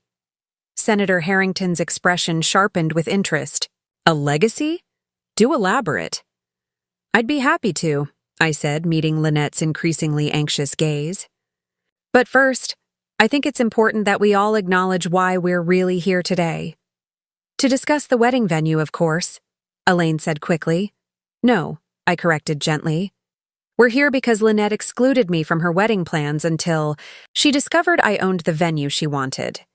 We're here because the Harringtons suddenly found me worth meeting once they realized my financial position. And we're here because it's time for the truth to be acknowledged before any further plans are made. A heavy silence fell over the room. Lynette's face had drained of color, while Tobias shifted uncomfortably beside her. The senator's expression remained carefully neutral, though a muscle twitched in his jaw. Only Elaine seemed genuinely flustered, her perfectly manicured hand fluttering to her pearl necklace. Now, I continued, lifting another document from the folder, I believe we should discuss exactly what Rosewood Estate means for Lynette's future and for all of our next steps. Grandma? Lynette interjected, her voice tight with anxiety. This isn't necessary right now. We're just here to discuss the wedding arrangements. On the contrary, I replied, my voice gentle but firm. It's entirely necessary. Before we discuss any wedding arrangements, we need clarity about where we all stand. I turned to the Harringtons, maintaining a calm demeanor despite the tension filling the room. Senator, Mrs. Harrington, I understand you've done some research on my business holdings. What exactly are you hoping to learn? The senator recovered quickly, his political instincts kicking in. Merely background, Honora. Getting to know family is important to us. Is that why you waited until now to express any interest in meeting me? Despite the fact that your son has been dating my granddaughter for nearly 2 years?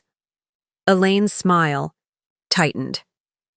We've been terribly busy with Maxwell's Senate duties and our charitable commitments. I'm sure you understand. I understand perfectly, I said. Just as I understand why Lynette told people I was a retired receptionist living quietly, rather than acknowledging my actual accomplishments. Why she told Philip I had mobility issues that prevented me from attending her wedding. Why my invitation was conveniently lost until you discovered I owned this estate. Lynette flushed crimson. That's not what happened. It's exactly what happened, Gerard interrupted, his voice surprisingly gentle despite the firmness of his words. Let's not compound the situation with more deception, Lynette. Tobias placed a protective arm around Lynette's shoulders. Mrs. Barrett, with all due respect, these are family matters that could be discussed privately. My parents came here today in good faith. They came to assess my wealth and determine whether I might be useful to them, I corrected. Just as you suddenly found me worth including in your wedding plans once you realized I controlled something. You wanted. The senator leaned forward, abandoning pretense. Honora, we seem to have gotten off on the wrong foot. We genuinely want to welcome you into our family circle. Lynette is a delightful young woman, and obviously her upbringing reflects well on you. Yet not well enough to acknowledge me until now, I observed. Philip, who had been quietly observing, finally spoke. Senator Harrington, my mother isn't interested in being patronized or in having her very legitimate concerns sidestepped. If we're going to move forward productively, let's dispense with the political double talk. Jamie nodded in agreement. We're all here because Lynette deliberately excluded her grandmother from her wedding, then suddenly changed course when she discovered who owned Rosewood Estate. Those are the facts. The question is where we go from here. Elaine Harrington's composure faltered. This is all so unnecessary. We're simply trying to arrange a beautiful wedding for the young couple. If there have been misunderstandings— This wasn't a misunderstanding, I said quietly, looking directly at Lynette. It was a deliberate choice to erase me from your narrative because you were ashamed of who I am. Or perhaps more accurately, of who you thought I was. Tears welled in Lynette's eyes. I wasn't ashamed. Tobias's family is so established, so prominent. I wanted to fit in. By pretending your background was different than it is? By hiding the grandmother who helped raise you because I don't fit your image of what a successful person looks like? Tobias straightened, his jaw tightening. Mrs. Barrett, Lynette has been under considerable pressure. My family does have certain social expectations. She was simply trying to navigate a complex situation. At my expense, I noted, and at the expense of her own integrity. The senator, sensing the conversation spinning beyond his control, attempted to redirect. Perhaps we should focus on the present. Honora, you clearly care about Lynette, and we all want what's best for her. Surely we can find common ground in ensuring she has the wedding she deserves at this beautiful estate you've created. I turned my attention to him, noting the calculating look in his eyes despite his conciliatory words. Yes, let's talk about Rosewood. Senator, I understand your family considered purchasing this property years ago? He nodded, seemingly relieved by the change of subject. We did. It would have made an excellent addition to our hospitality portfolio, but the timing wasn't right. The timing wasn't right, I repeated. Or perhaps the price wasn't right. According to my sources, the Harrington hotel chain has been struggling for some time. Declining occupancy, outdated properties requiring significant renovation, increasing competition from boutique accommodations and short-term rentals. The sudden stillness of both Harringtons confirmed Jamie's intelligence had been accurate. Tobias shifted uncomfortably, while Lynette looked between her fiancé and me with growing confusion. Business has its natural cycles, the senator said, dismissively, though the tightness around his eyes betrayed his discomfort. The Harrington name remains synonymous with luxury accommodations. And with significant debt, I added. Which makes me wonder about your sudden interest in my financial holdings and in ensuring your son marries my granddaughter now that you know about my success. Elaine's face flushed with indignation. Are you implying, I'm stating plainly, I interrupted, that your family's interest in mine seems to have materialized precisely when you discovered I had significant assets? Just as Lynette's desire to include me in her wedding coincided exactly with learning I owned Rosewood. Lynette stood abruptly. This isn't fair. You're twisting everything. I looked at my granddaughter, really looked at her, seeing both the poised young woman she had become, and the little girl who had once followed me around construction sites. Despite my hurt, my love for her remained unwavering, which is why I couldn't let this deception continue. Lynette, I said gently, when you were 12 years old, you helped me renovate the old McAllister building downtown. Do you remember what you said when we finished? She hesitated, then nodded reluctantly. I said I wanted to build beautiful places like you did. And I told you that the most beautiful things we build aren't made of brick and wood, but of honesty and integrity. That without a solid foundation of truth, even the most impressive structure will eventually collapse.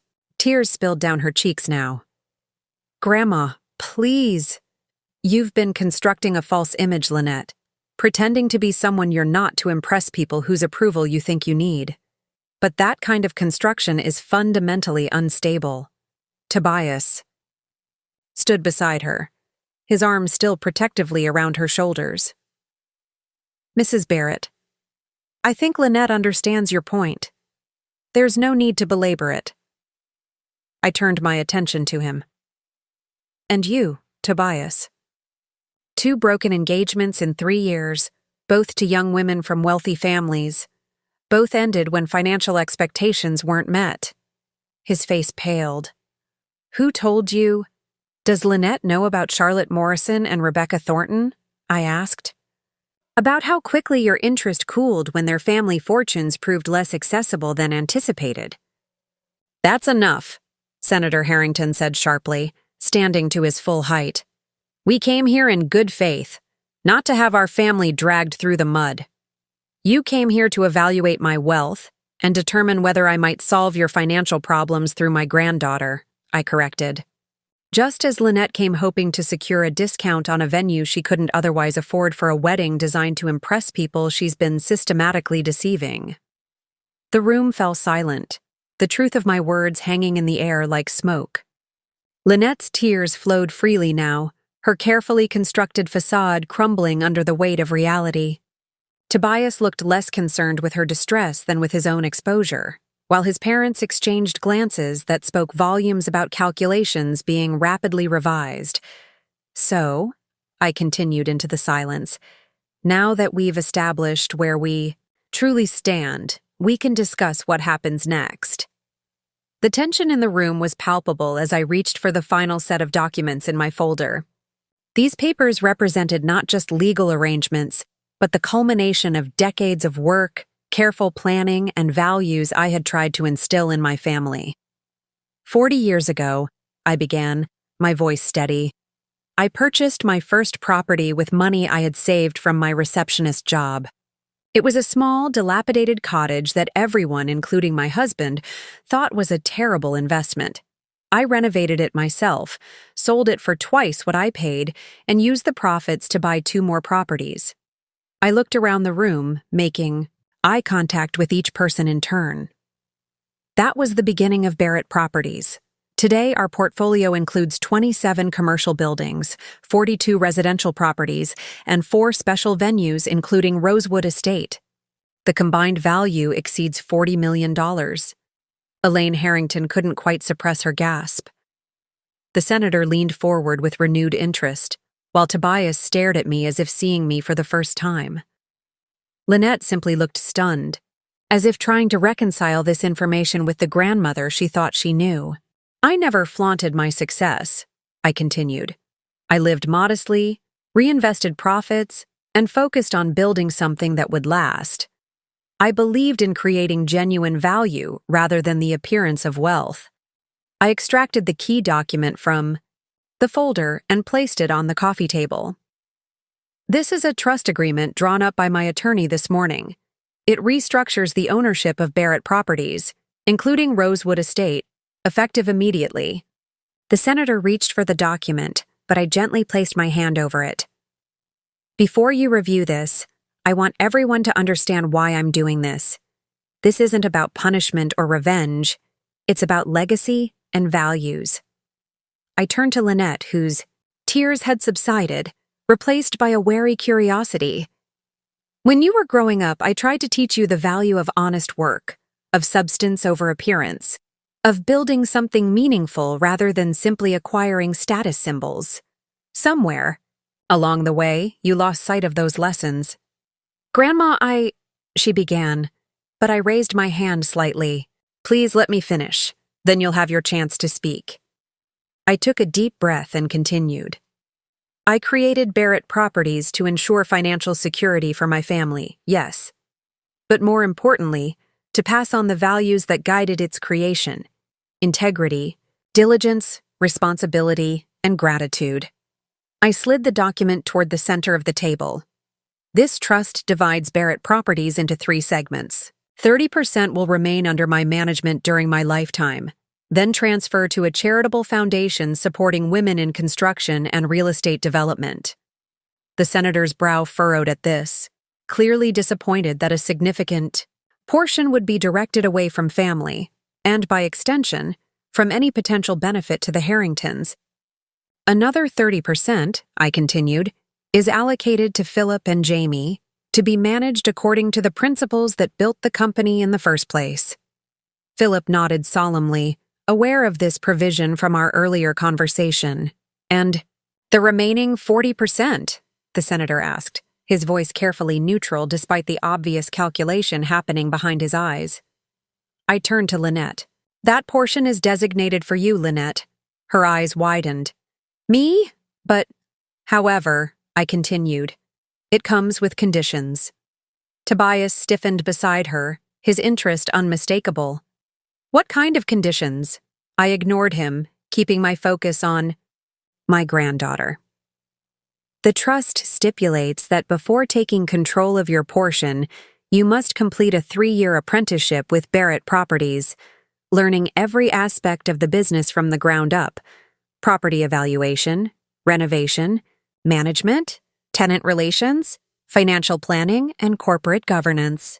The color drained from Lynette's face as she realized the implications. 3 years? During which time, I continued calmly, the assets remain in trust, with income reinvested rather than distributed. You would receive a fair salary for your work, but not access to the underlying assets or their full income potential. Senator Harrington's expression darkened. That's quite an onerous requirement for a young woman about to start married life. It's an opportunity to earn what she will inherit, I corrected. To understand its value by understanding how it was created. Elaine turned to Lynette, her dismay evident. Darling, 3 years is a very long time to defer your future plans. The implication was clear.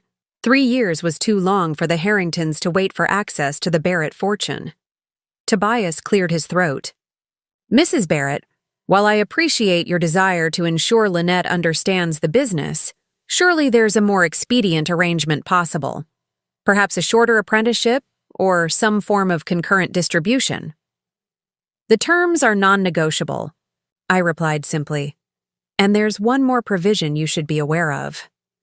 I turned the page to reveal the final stipulation.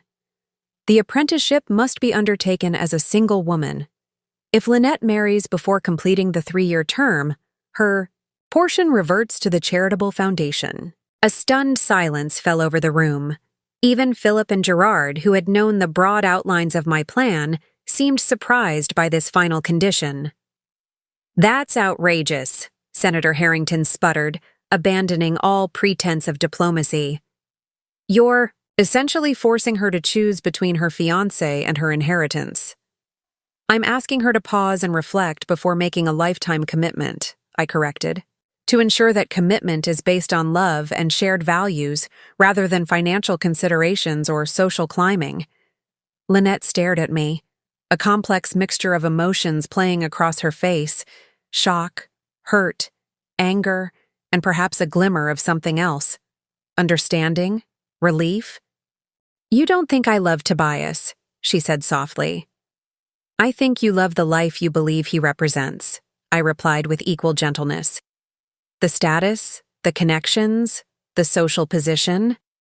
I think you've been so focused on becoming someone the Harringtons would accept that you've lost sight of who you actually are."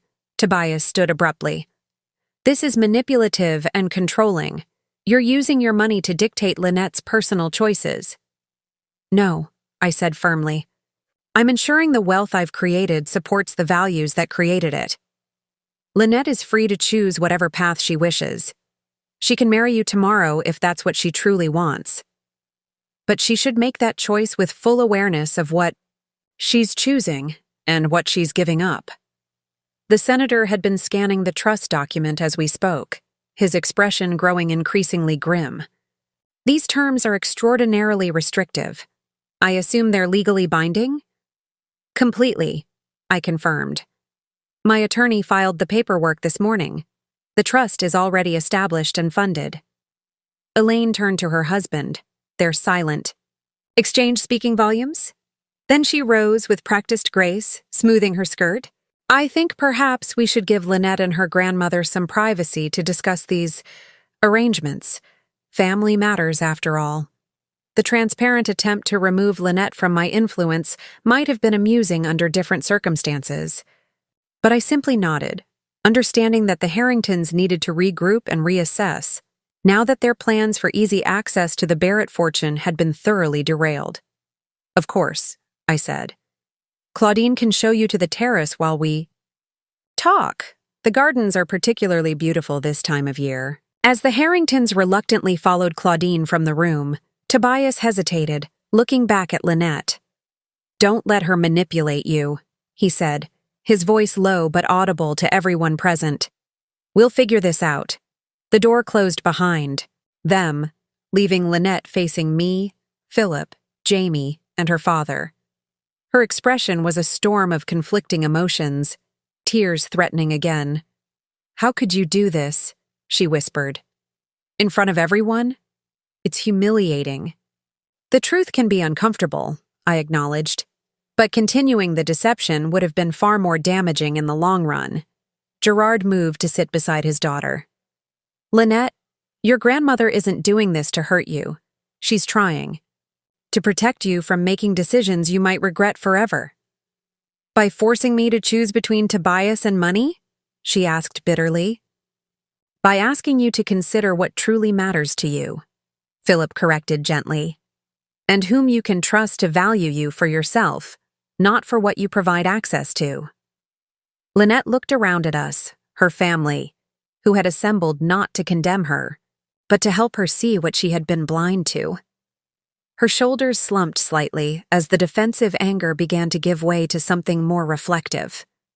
"The wedding at Rosewood," she said finally. "Was that ever actually possible?" I smiled softly at my granddaughter. "Rosewood has always been yours, Lynette. From the moment you pointed it out to me as a child and said it would make a beautiful wedding venue, I bought it with you in mind." Lynette's expression shifted from shock to confusion, then to a reluctant softening as my words sank in. "You bought Rosewood? For me?" "I did," I confirmed. "After you pointed it out all those years ago, I began looking into it. When it finally became available, I saw it as a legacy project, something beautiful we could eventually share." "But you never told me," she said, a hint of accusation in her voice. "I was waiting for the right time," I admitted. "And then you began to pull away. Your calls became less frequent, your visits shorter and more perfunctory. When you did visit, you seemed embarrassed by my apartment, by my work clothes, by the very things we used to share." Lynette looked down at her hands, unable to deny the truth of my observation. "The more distance you created," I continued, the more I wondered if you'd even want to know about Rosewood, if you'd even want to be associated with something I had built. Philip leaned forward, his expression compassionate but firm. Lynette, do you remember when we were kids and Mom would take us to her properties on weekends? How excited you used to get about helping her? Lynette nodded reluctantly. Of course I remember. What changed? He asked simply. When did you start seeing her success as something to be ashamed of rather than proud of? Gerard, who had been quietly listening, finally spoke. I think I can answer that. It was my fault, at least partially. We all turned to him, surprised by this admission. After Victoria and I divorced, I was inconsistent in Lynette's life. When I did see her, I tried to compensate by showing her the lifestyle I thought she deserved. Expensive restaurants, high-end shopping, country club events. I wanted her to feel comfortable in the world I came from, the world she might have grown up in if things had been different. He looked directly at his daughter, regret evident in his expression. But I never taught you the value of what your grandmother was building. I never helped you see that her way of life, practical, focused on substance rather than appearances, was actually the more admirable path. Lynette's eyes filled with tears again. I just wanted to fit in. When I met Tobias and his family, they were so polished. They talked about summer houses and charity galas and political connections. I felt like I had to become someone else to belong in their world. Even if it meant rejecting the people who truly loved you, I asked gently. She flinched as if I'd slapped her. I didn't reject you. You excluded me from your wedding, I reminded her. You told people I was a retired receptionist with mobility issues. You created a narrative that erased everything I am, everything we've shared. Jamie, who had been observing quietly, spoke up. Lynette, in my work as an investigator, I've seen people reinvent themselves countless times. Sometimes it's necessary for growth, for moving beyond difficult circumstances. But when reinvention requires denying fundamental truths and betraying people who love you, it's not growth, it's self-destruction. A heavy silence fell over the room as Lynette absorbed these words. Through the French doors, we could see the Harringtons on the terrace, engaged in what appeared to be an intense discussion. Senator Harrington was gesturing emphatically while Elaine repeatedly shook her head. Tobias stood slightly apart, his expression unreadable from this distance. Finally, Lynette spoke, her voice barely above a whisper. What am I supposed to do now? Call off the wedding? Tell Tobias I need 3 years to learn the real estate business before we can get married? You're supposed to be honest, I said simply. With Tobias, with his family, with yourself. If your relationship is based on genuine love and shared values, a delay won't destroy it. If it's based primarily on social advancement and financial calculations, I let the implication hang unspoken. And what about the wedding? She asked. Everyone's already been invited. Deposits have been paid. It would be so humiliating to cancel. Gerard placed a hand on her shoulder. More humiliating than marrying someone who might be more interested in your grandmother's money than in you? Lynette's head snapped up, her eyes wide. Tobias isn't like that. He loves me. Then, he'll wait, Philip said gently. He'll support your decision to learn about your inheritance before you share it. He'll want you to understand its value and responsibility. And if he doesn't? Lynette's voice trembled slightly. Then you'll have learned something invaluable. Before making a lifetime commitment, I answered. The door opened, and Tobias re-entered alone, his expression carefully composed. Lynette, my parents are ready to leave. They think it would be best if we all took some time to process this new information. I studied his face, looking for signs of his true reaction to the trust arrangement. His politician's sun mask was firmly in place, but the tightness around his eyes and the slight clench of his jaw suggested barely contained anger or frustration. "Tobias," Lynette began uncertainly. "We need to talk about—" "Not here," he interrupted, glancing pointedly at the rest of us. "We should discuss this privately." I recognized the tactic immediately. Isolate Lynette from her family's influence. Work on her alone where she might be more susceptible to emotional manipulation. "Actually," I said, rising from my chair, "I think Lynette could use some time with her family right now. Perhaps you and your parents could return to your hotel, and Lynette can call you later when she's had a chance to consider her options." Tobias's mask slipped momentarily, revealing a flash of anger before he recovered. "Of course, Mrs. Barrett. Whatever you think is best for your granddaughter." The sarcasm in his tone was subtle but unmistakable. He turned to Lynette, his expression softening in a way that seemed calculated rather than genuine. "Call me when you're ready to talk, darling. Remember, we're a team. We'll figure this out together." After he left, Lynette remained silent, staring out the window as the Harringtons' luxury sedan disappeared down the driveway. The tension in the room was palpable, each of us waiting for her reaction, unsure whether she would respond with anger, tears, or something else entirely. Finally, she turned to face us, her expression unexpectedly calm. "They never asked a single question about me." "What do you mean?" Gerard asked, puzzled by this non sequitur. "The Harringtons," Lynette clarified. "When they arrived and saw Rosewood, when they heard about your business success, when you explained the trust, not once did they ask how I felt about any of it. Not once did they express concern for my well-being rather than for the wedding plans or the financial arrangements." A dawning realization seemed to cross her face. "Even Tobias. He said we'd figure this out together. But he didn't ask what I wanted. He just assumed I'd follow his lead." I watched my granddaughter carefully, recognizing this moment for what it was. The first crack in the facade she had so carefully constructed. The first glimmer of recognition that perhaps the world she had been striving to enter was not what she had imagined. "What do you want, Lynette?" I asked softly. "Not what will please Tobias or impress his family. Not what you think you should want. What do you, in your heart, truly want?" She looked at me, really looked at me, perhaps for the first time in years. "I don't know anymore," she admitted, her voice breaking slightly.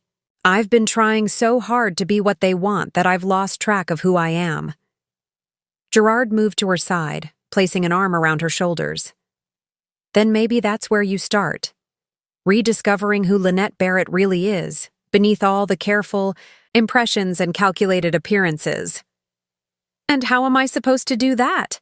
she asked, a hint of her old vulnerability showing through. Philip smiled gently at his niece. "Well, there happens to be a 3-year apprenticeship available that might help with exactly that problem." For the first time that day, Lynette's laugh, small but genuine, filled the room, breaking the tension like a ray of sunlight through storm clouds. "You all planned this, didn't you?" she asked, looking around at us. "This whole confrontation, the trust, everything." "We coordinated," I acknowledged, "because we love you. Because sometimes the people who truly care about you are willing to risk your anger to protect you from harm, even harm you can't yet recognize." Lynette's expression grew serious again. "I need to talk to Tobias. I owe him that much." "Yes, you do," I agreed. "But perhaps first, you need to decide what you're going to say." I didn't see Lynette for 2 days after the meeting at Rosewood. She had gone back to her apartment in town, asking for space to think. I honored her request, though it was difficult, not to reach out, not to try to guide her through what I knew would be a painful reckoning. On the 3rd morning, my phone rang just after dawn. "Grandma?" Lynette's voice sounded different, clearer, steadier than I had heard it in years. "Can you meet me at Rosewood this afternoon? There's something I need to do, and I'd like you to be there." When I arrived at the estate a few hours Later, I found Lynette sitting on a stone bench in the formal garden. She wore simple jeans and a sweater, her hair pulled back in a casual ponytail, a striking contrast to the carefully coordinated, polished appearance she had adopted since meeting the Harringtons. "You look like yourself," I said as I joined her on the bench. She smiled faintly. "I feel more like myself than I have in a long time." She gestured to the gardens around us. "I've been thinking about how much I used to love working on projects with you. Remember when I was 14 and you let me design the landscaping for that small office building downtown?" "The Barrett Medical Plaza," I nodded. "Your design won an award from the City Beautification Committee." "I'd forgotten about that," she admitted. "I've forgotten a lot of things I should have remembered." We sat in companionable silence for a moment, watching a pair of cardinals flit among the boxwood hedges. "Tobias is coming here at 3, she said finally. "I asked him to meet me here because I need to end things properly, in a place that represents who I really am, not who I was pretending to be." I reached for her hand, squeezing it gently. "Are you sure that's what you want?" "I'm sure," she replied, her voice steady. "I've spent the last 2 days really thinking about our relationship, about when it changed from something genuine to something performative. I realized it happened so gradually I didn't even notice. Each small compromise, each little adjustment to please him or his family, until I woke up one day as someone I didn't recognize." She turned to face me fully. "But the worst part wasn't changing for him. It was what I did to you, excluding you from my wedding, being ashamed of you instead of proud. I don't know if you can ever forgive me for that." "Oh, Lynette," I said softly. "I forgave you the moment you started to see the truth. That's what love does." Tears welled in her eyes, but she brushed them away. "I don't deserve your forgiveness, or the trust, or Rosewood, or any of it. It's not about deserving," I told her. "It's about belonging. You're my granddaughter. All of this was always meant for you, not as a reward, but as a legacy, a foundation for you to build your own life upon." Before she could respond, we heard the crunch of tires on the gravel driveway. Tobias had arrived, precisely on time as always. "Would you like me to leave you alone for this?" I asked. She shook her head. "No, I'd like you to stay, if that's all right. I need to do this with witnesses, to make sure I don't waver, but also to show Tobias that I'm not hiding anymore, that I'm proud of who I am and where I come from." We watched as Tobias approached across the lawn, dressed impeccably as always, in a tailored suit despite the casual meeting. His expression was confident, even triumphant, as if he had already decided how this conversation would end.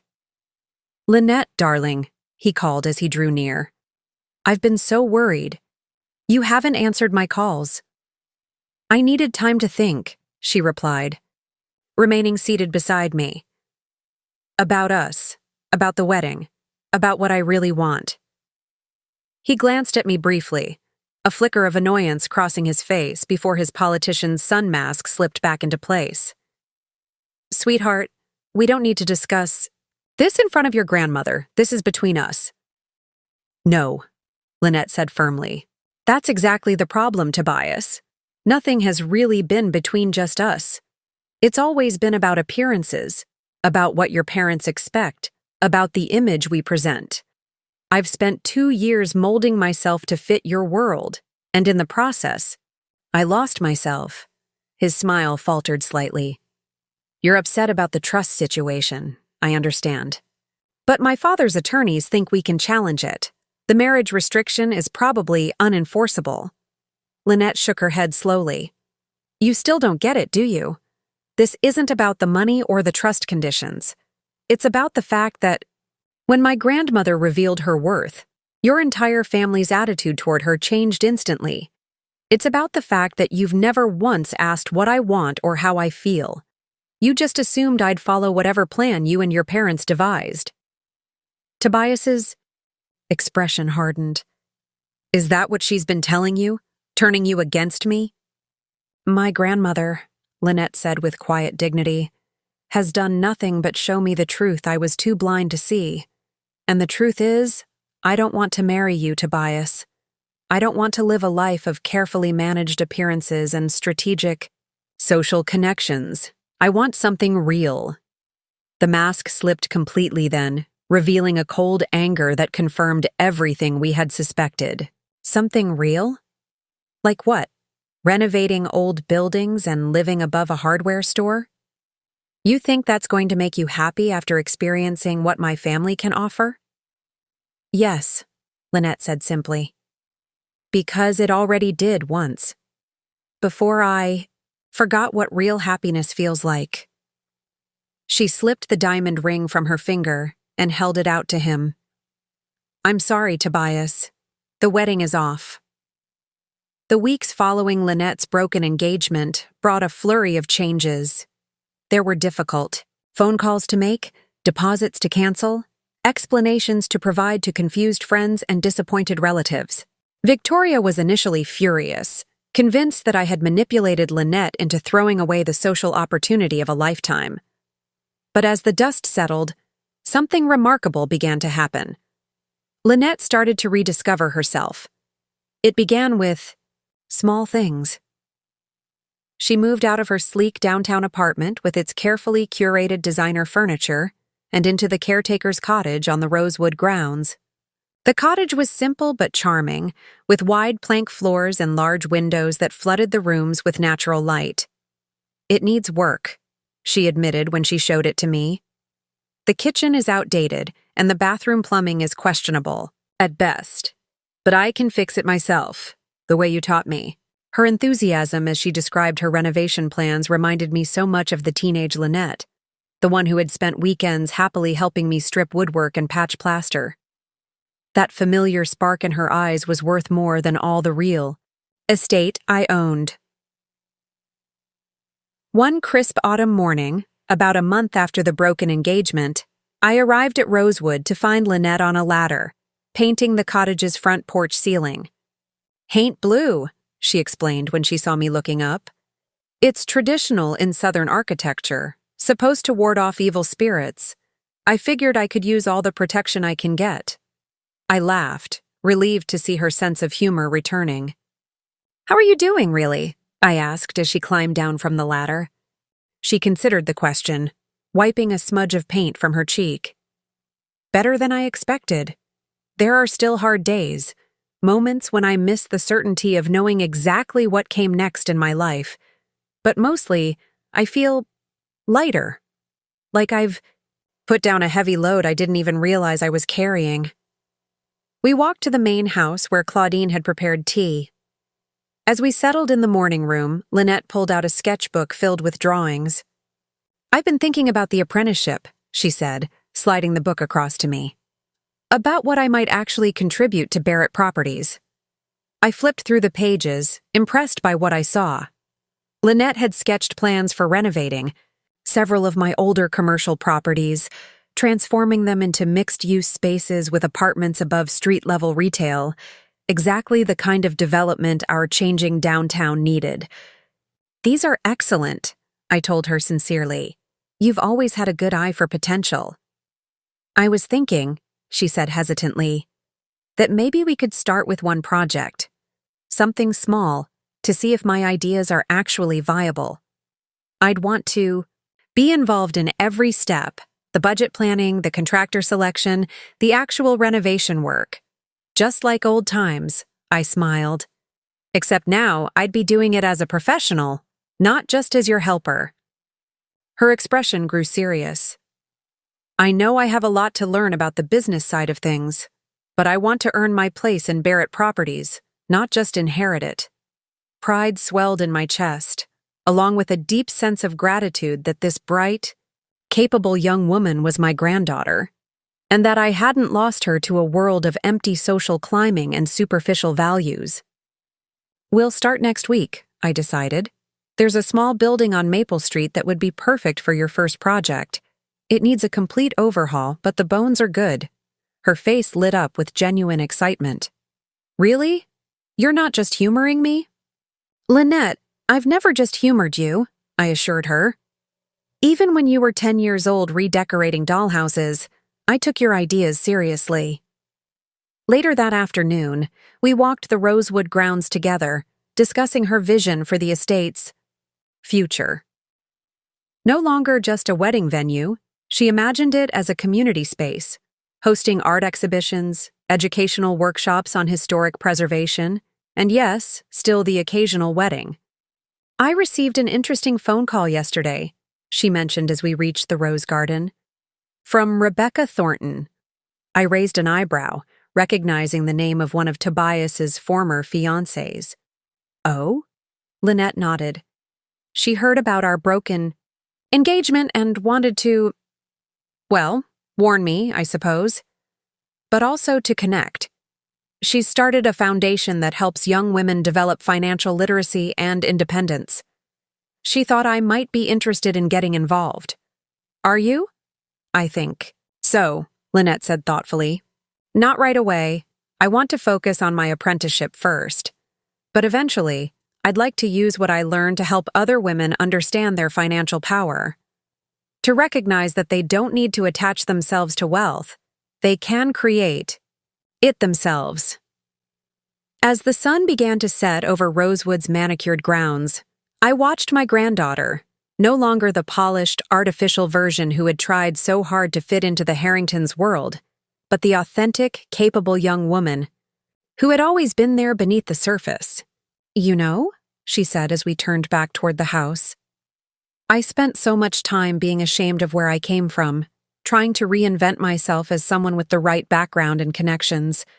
But now I realize I had it backward all along. How? So? I asked. She linked her arm through mine, a gesture of affection she hadn't offered in years. The life you built, the skills you taught me, the values you tried to instill. Those were never things to hide or overcome. They were advantages, strengths, the very things that will help me build something meaningful with my life, just like, you did? In that moment, with the golden light of sunset illuminating Rosewood around us, I knew that regardless of what happened with the apprenticeship or the trust or any of the formal arrangements I had created, the true legacy I had hoped to pass on was already secure. 3 years passed more quickly than any of us expected. Lynette's apprenticeship, which had begun as a condition of her inheritance, transformed into a genuine partnership between us. The small Maple Street project led to larger ones, each more ambitious than the last. She brought fresh ideas and contemporary design sensibilities to Barrett Properties, while I contributed decades of practical experience and business acumen. On the day she officially completed her apprenticeship, we stood together on the terrace at Rosewood, overlooking the estate that had become the centerpiece of our shared legacy. I never thought I'd say this, Lynette admitted, but I'm almost sad the 3 years are over. I've learned so much working alongside you every day. Who says it has to end? I asked, smiling at the capable, confident woman my granddaughter had become. The trust conditions have been met, but our partnership doesn't have to change. Lynette had indeed fulfilled every requirement I had established, learning the business from the ground up, participating in every aspect of property management and development, proving herself not just as my heir, but as a talented businesswoman in her own right. Tomorrow she would formally take control of her portion of Barrett Properties, no longer as an apprentice, but as a full partner. Have you thought about what you'll do first? I asked. Now that you have full decision-making authority over your share? She nodded, her expression thoughtful. I want to establish a mentorship program for young women interested in real estate development and construction. Something that provides both practical training and financial backing for their first projects. Like what I did for you, but on a larger scale, I observed. Exactly. Because not everyone is fortunate enough to have an Honora Barrett in their life. She squeezed my hand affectionately. Though now that I think about it, maybe we should call it the Barrett Women's Development Initiative, to make sure your name stays connected to it. We were interrupted by Philip calling from the house. "Are you two still talking business? The guests are arriving." The occasion that had brought family and friends to Rosewood that day wasn't just the completion of Lynette's apprenticeship. It was also, perhaps more significantly, her wedding day. Not to Tobias Harrington, who, we had heard, was now engaged to a senator's daughter with an actual trust fund, but to Jamie, a young contractor who had worked on several of our renovation projects. They had met when Lynette was supervising the Maple Street building, bonding over shared interests in historic preservation and sustainable building practices. Their relationship had developed slowly, based on mutual respect and genuine compatibility, rather than social calculations or financial considerations. When Jamie proposed after 18 months of dating, he did so not with an ostentatious diamond, but with a simple question: "Will you build a life with me?" The wedding was everything the Harrington affair would not have been: intimate, authentic, and joyful. Held in Rosewood's garden with only 60 guests, it featured locally sourced food, flowers from the estate's own gardens, and music from a quartet of conservatory students Lynette had befriended while working on renovating their practice space. Victoria, who had gradually come to understand and even appreciate the path Lynette had chosen, helped coordinate the celebration. Gerard gave his daughter away with genuine pride, having become more consistently present in her life over the past 3 years. Philip and his husband Jamie had flown in from Seattle with their newly adopted daughter, completing our family circle. As I watched Lynette and her Jamie exchange vows beneath an arbor she had restored herself, I reflected on the unexpected journey that had brought us to this moment. What had begun as a painful exclusion, a granddaughter too ashamed to invite me to her wedding, had transformed into something far more meaningful than I could have imagined. The true legacy I would leave behind wasn't Rosewood Estate or Barrett properties, though both would continue to provide for generations to come. It was the renewal of values I had always tried to embody: integrity, hard work, authenticity, and the courage to choose substance over appearances. Later, as the celebration continued under strings of garden lights, Lynette found me at a quiet corner table. "Happy?" I asked, already knowing the answer from the contentment that radiated from her. "More than I knew was possible," she confirmed, sitting beside me. "And grateful. If you hadn't done what you did, confronting me about the wedding, creating the trust, forcing me to see the truth, I'd be in a very different place now." "You would have found your way eventually," I assured her. "You were always too intelligent, too genuine at heart to live a lie forever." She shook her head. "I'm not so sure. Sometimes we need the people who love us most to show us hard truths we can't see for ourselves." In the soft evening light, with Rosewood glowing around us and the sounds of genuine celebration filling the air, I knew that everything, the decades of work, the painful confrontations, the difficult choices, had been worthwhile. Not because of the wealth I had accumulated or the properties I had developed, but because of the woman sitting beside me, finally at home in her own skin and ready to build her own legacy. Up next, you've got 2 more standout stories right on your screen. If this one hit the mark, you won't want to pass these up. Just click and check them out. And don't forget to subscribe and turn on the notification bell so you don't miss any upload from us.